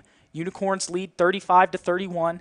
If the Rattlers can get a stop here, even if the Unicorns kick a field goal, this one will be, well, if the Unicorns kick a field goal, it'll be a 7-point game, so that would force overtime. But still, Rattlers trying to stay alive in this one, need a stop on defense. Time continues to tick down. 3:45. Time is not in favor of the Rattlers. No, it is not. 4 wide receivers wide, 2nd and 10 for Peyton Driggers, letting the clock run down. It's going to be another handoff to Garnett Gonzalez and another short game. The Rattlers getting a stop. This is the most important play for the Rattlers with 3 minutes and 20 seconds to go. Probably by the time that the Unicorns snap the ball, it'll be under 3 minutes, and it is going to be once again a 3rd and 10. It'll be interesting to see what the Unicorns do here, because I don't know if they're going to try to pass here and risk stopping the clock, or if they just trust their field goal kicker enough in their defense to just force that. But it looks like there's a flag on the play. Wonder if this will be a false start, and it is on the Unicorns. That is a huge play for this 3rd down, making it 3rd and 15. This is all in the Rattlers' favor, and also that penalty stops the clock. That's another huge thing here. So 3 minutes to go, 3rd and 15. Unicorns lead the Rattlers 35-31. That was possibly worst case scenario for the Unicorns here, because now you're really pushing it if you're trying to go for a field goal. And if you're trying to convert on 4th down. So it will be very interesting for what's going to happen here if there is no gain for the Unicorns. And the clock is actually continuing to run. We were wrong on that one. Peyton Driggers snaps the ball, looking back to pass, doesn't have much pressure, decides to just throw it up the middle, and it is almost a diving catch by Trace Higginbotham. If he would have caught that, that might have ended the game, but just slips out of his hands really on that one. Rattlers catch a break, but I think that the Unicorns are just going to go for it on 4th and 15. Isaiah DeLeon throughout the game had similar plays like that Driggers just had. He was looking for someone, but the ball nearly ended on another player and nearly had the 1st down. This is a very gutsy call here. I don't know what I would do if I was New Braunfels if they don't have range. But 4th and 15, this is the play of the game with 2:30 to go. Unicorns only lead by 4. 4 men wide. Peyton Driggers snaps it, drops back to pass, doesn't have too much pressure, has time. Now he has pressure, trying to roll out. There is looking for space, looking to throw it. Has to run, throws it up. It's going to be incomplete. Cannon Webb on the defense. The Rattlers have 2 minutes and 18 seconds to take the ball down the field and score. We'll see if it happens, but in the one time where the defense had struggled during this 4th quarter, not getting a stop, who came up with the defense on defense, Josh? It was Cannon Webb. Who else? But that was a great job by overall the San Marcos defense, because we saw multiple times throughout the game that if Driggers had time and he was scrambling through the pocket, that he would find an open receiver. But great job by San Marcos' defense as a whole to make sure that they don't get that 1st down. And that was in his hands, Josh. It was Cannon Webb who got a hand in there, forced the incompletion. That was a game-saving incompletion. Now the Rattlers, 2 minutes, 18 seconds, trying to go down the field, score, win this in a 2-minute drill. This would be a storybook game for the Rattlers to beat the New Braunfels Unicorns for the first time since 1982. And it's going to be a handoff, or a fake handoff from Kenai Guidry as Isaiah DeLeon goes down for just about a 3-yard gain. Nothing much. The clock is winding. I mean, this is what dreams are made of. Isaiah DeLeon in his first start on varsity, a 2-minute drill. Clock enters below 2 minutes, down by 4. 4 men wide in a bunch set. Kenai Guidry in the backfield. Isaiah DeLeon, but it looks like there was a timeout by the Rattlers before that play. Saw something they didn't like, got it just in time before the snap. They're going to discuss things. 1:47 to go, Josh. This has been a thriller. This has been a phenomenal game regardless of the outcome. Thriller would be even an understatement. What a way to start off the season. Now the Rattlers, after that timeout, only have 1 remaining. Going back to way at the beginning of the second half when they were in the red zone, they were nearly at the goal line. I believe they were at the 4-yard line, and they had to call a timeout on 1st and goal. Now it's coming back. They only have 1 timeout, 1:47. You know, I don't know about you, Jude, but you have to put the ball in the hands of Guidry here. Obviously, you want a big play, maybe through the air, but Guidry has gotten it done. And you don't want to run the clock, but he's put the team on his back this entire game. He's had 3 touchdowns of plus 50 yards. I mean, it's phenomenal. We'll have to see what happens. This is the most tense I've ever felt in Rattler Stadium after calling every game last year other than the East Central overtime game. 4 men wide in a bunch set. Isaiah DeLeon fakes the snap to Kenai Guidry, throws it deep, little bit underthrown, almost intercepted, incomplete. And Aiden Robinson, the receiver there, had to kind of play DB and stop the interception just a little bit underthrown by Isaiah DeLeon. Now it's going to be 3rd and 7, but at this point in the game, it's 4th down territory anywhere on the field. And Robinson hasn't gotten very many looks throughout the game, but that was honestly a great decision there to play defensive back and make sure that the Rattlers still have the ball. It'll be interesting to see if there will just be a run here trying to get some yards on the field as the Rattlers pleading on the sideline for a call. John Walsh throwing his hands up, shaking his head. Isaiah DeLeon finds Kenai Guidry, catches it as he's going to be eaten up. Looks like he's going to be just short of the 3rd down or the 1st down, but still, that was a good gain for the Rattlers. And at this point, with 1:28 to go, like we said, every play at this point is 4th down territory. So here's the play of the game for the Rattlers. We'll see if they can convert on 4th and short. The Unicorns have stopped them every time throughout the game as the Unicorns lead 35-31, a minute 12 and counting. And it looks like there's going to be a timeout. Not sure if it's Rattlers or Unicorns. I believe that it's Unicorns, and I think the Rattlers have actually got to be happy about that one. While maybe they might have had an advantage on that play just to stop the clock, I think it's a good thing for them regardless. In a minute 9 remaining, not much time regardless of the 1st down or not, but you have to focus on getting the 1st down. Driving the length of the field with a minute and 9 left in the game, seemingly that would be impossible, but we've seen, as you mentioned, the Rattlers have done it multiple times throughout the game. So we'll have to see. This is the play of the game, Josh. The Rattlers hold the keys to their own destiny here on 4th down. They've got to convert this to keep the drive alive and the game alive. We'll see what Coach Walsh pulls out of his back pocket in this one. 2 receivers to the left of Isaiah DeLeon, a man to the left of him, a man behind him in a pistol set, and a tight end on the left side. Unicorns are stacking the box. Isaiah DeLeon snaps the ball, fakes the handoff, finds Ryan Hicks and overthrows him.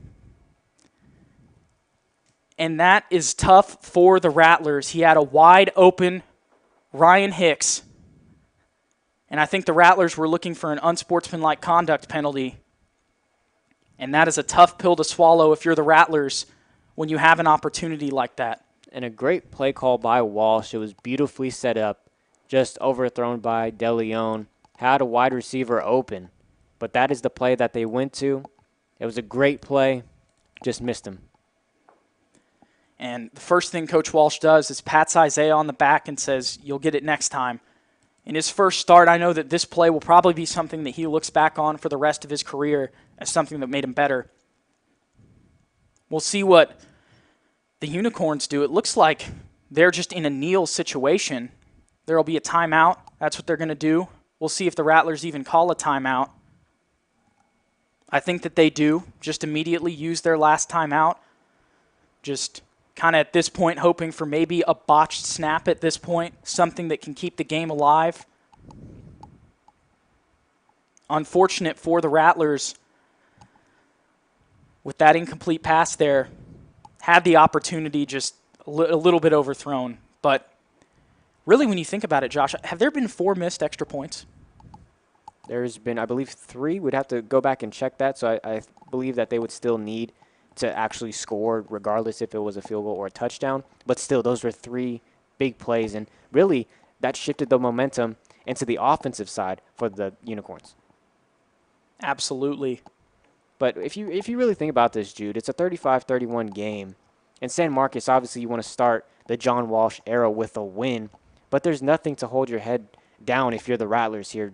Losing by 4 when last season we saw this same team, New Braunfels, at 48-7 against this San Marcos team. It's just a testament of the culture that is changing here in San Marcos. Absolutely.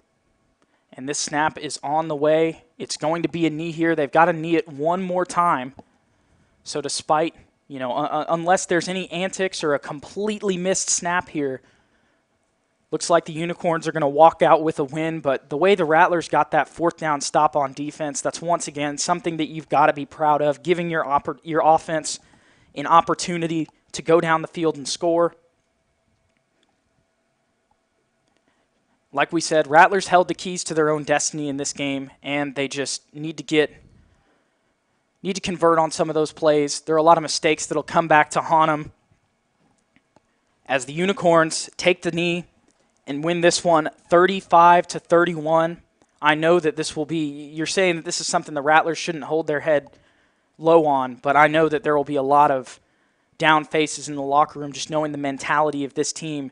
They're going to feel like this is one that they should have won, and they're probably going to walk out of this feeling like they were the better team. We'll have to see what happens. It looks like at the end of this one, both teams are going to meet in prayer, socially distance. This is something that is very interesting. Usually at the end of games, we'll see teams come together and pray at the end, but to see it socially distance is something that I haven't seen before for sure. With that being said, the final score of tonight's ball games is Unicorns 35, Rattlers 31. The new era of John Walsh and Rattler football was something that was definitely a show. Cannon Webb said that tonight was going to be a show, and that's absolutely what it was. Thank you guys so much for tuning in. We'll be back with post-game coverage in just a moment. You're listening to KTSW 89.9 and Vipe Live for San Marcos Rattler football. We'll be back in just a moment. Here at the GED Pep Talk Center, we've got a pep talk that can motivate you.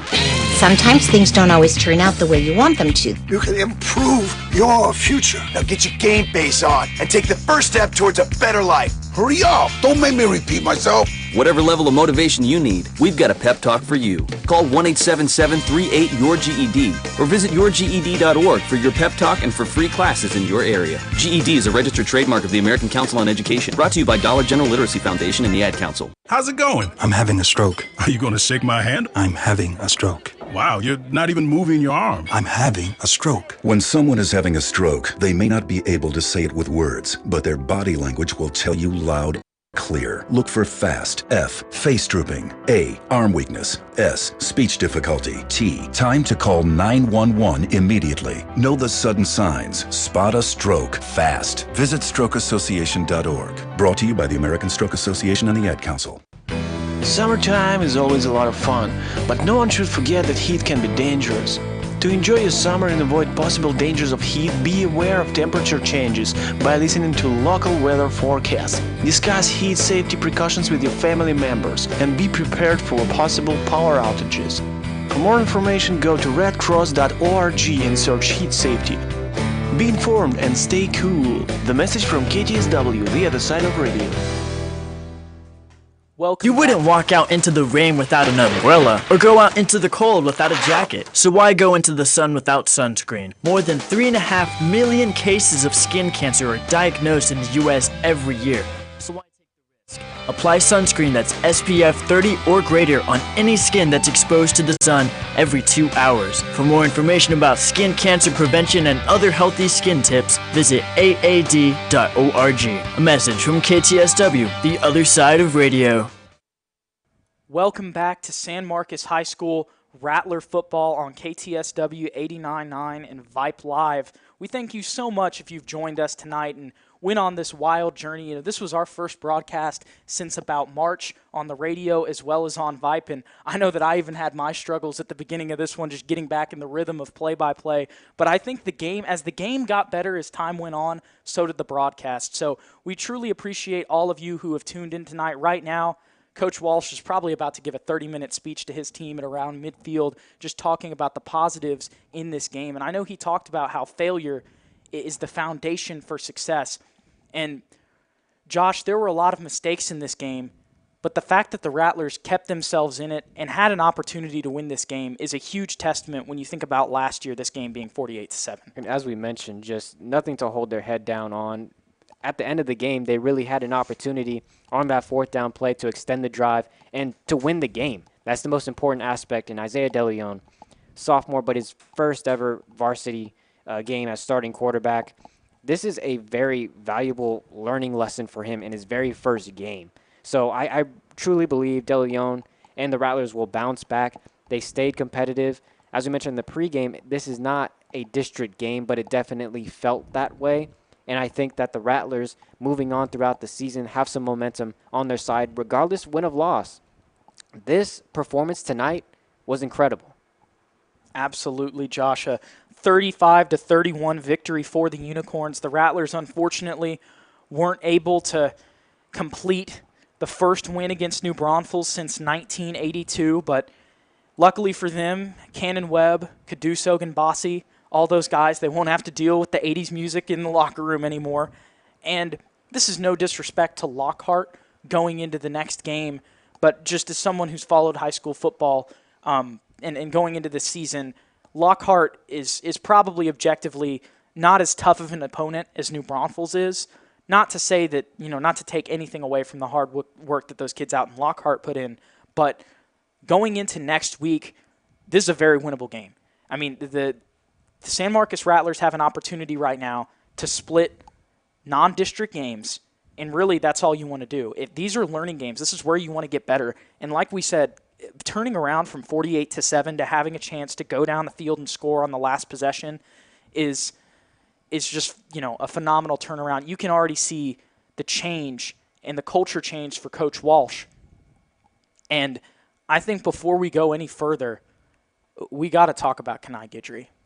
We have to. He was the big-time playmaker when we thought going into this game and throughout the game that Cannon Webb was going to be the guy. Or Nate Henry. Just somebody was going to show up for the Rattlers. But Guidry, we've said it throughout the night, he had one heck of a game. If you're Guidry, your confidence is at an all-time high. Just to go back real quick to Lockhart, they lost their game earlier tonight to Johnson, 31-22. So both teams will be looking for their first victory next week. Now San Marcos will have to go on the road for the first time in the season. But as we mentioned, Guidry, if you're John Walsh right now you've unlocked a beast. Now you know exactly what he can do and what he brings to the table. So I honestly believe we saw him a lot in tonight's game, but in next week's game against Lockhart and throughout the season, Walsh will continue to find different ways to get Guidry into the offense. And talking about Isaiah, I know he's probably right now feels, to be blunt, Isaiah right now probably feels horrible. He probably feels sick to his stomach with missing that catch or that throw. But here's the thing. When you look at the rest of this season and the rest of his career, there were a lot of positives we saw from Isaiah De Leon tonight. We saw the potential and we saw the talent he has. We saw the arm strength. We saw the potential. I remember there was one statement you said, Josh, during the game when they muffed the snap. He picks it up, runs for 7 yards on a first down play, making something out of nothing. Isaiah shouldn't hold his head low. I know he probably will because he's going to feel bad about this one and feel like he lost the game. But he shouldn't feel that way because the way that this game ended and that moment, is only going to make him better this season and going to motivate him for the rest of his career. And sometimes throughout the night when Cannon Webb would miss a tackle, you saw him that he was visibly upset. Or Moses Alva, he would be visibly upset. So this team, they're probably upset right now after the loss, knowing that they could have won. But it just shows you how much emotion and how much effort that they put into the system that John Walsh is creating and the championship culture that he's trying to provide. So it's just the investment, as we mentioned, from the fans to the city of San Marcos to everybody who supports San Marcos Rattlers football. This team believes in themselves. You can see them in tonight. It's a tough pill to swallow for tonight's game, losing by 4. But obviously, I believe this is something that they can build on moving forward. Absolutely, Josh. And just to talk about some other key players tonight, we saw Isaiah De Leon operating, running the ball. Obviously, Kenai Guidry, I'm speechless. Like I said, at this point, he should have some scholarship offers after tonight. The performance He's certainly impressed. It was phenomenal. I think he had over 200 rushing yards in this game, at least over 150. We know for sure. Once again, shout out to Ethan Quintero back at the studio. Usually he's kept stats for us in the past, but now that he's actually on staff, he's helping us out produce. So we truly appreciate him back there. But talking about some other key players in this game, just before we wrap up here, Nelson Coleman, a phenomenal job at linebacker tonight. He made some big hits and some big stops. Just a great job. We saw John Vega in his first game, did a great job for the most part. Dylan Schrewer caught one pass, or maybe 2 in this game, and I don't think any of them were on John Vega. There was that one very difficult pass he caught on Caduce when Caduce was playing phenomenal defense. But like we said, Nelson Coleman playing great, John Vega, Caduce. The defensive line made some stops made some plays in this game as well. It is definitely a new era of Rattler football, and you can see the change that's already happened. And if you look at the score line or the final score here, 35-31, and maybe you happen to miss the game and you see, oh, the Unicorns put up 35 points, then the Rattlers defense didn't play well. I don't think that's the case at all. I think they played very well, considering obviously the size of the offensive line of New Braunfels compared to the defensive line of San Marcos. They did a tremendous job throughout the night. Those 35 points were not easy. Those are hard-fought 35 points. Like you said, methodical drives. Absolutely. They forced them to work to get those points. And if you factor in these field goals, these missed field goals that unfortunately the Rattlers had, it would have been a 1-point loss, I think, is what we came down to. Three missed extra points. I'd have to go back and look at the exact tape. It might have been 4. I don't think it was. But if it was 4, then that would have been a tie ball game. So once again, this game was even closer than the scoreboard indicated, and the scoreboard was close.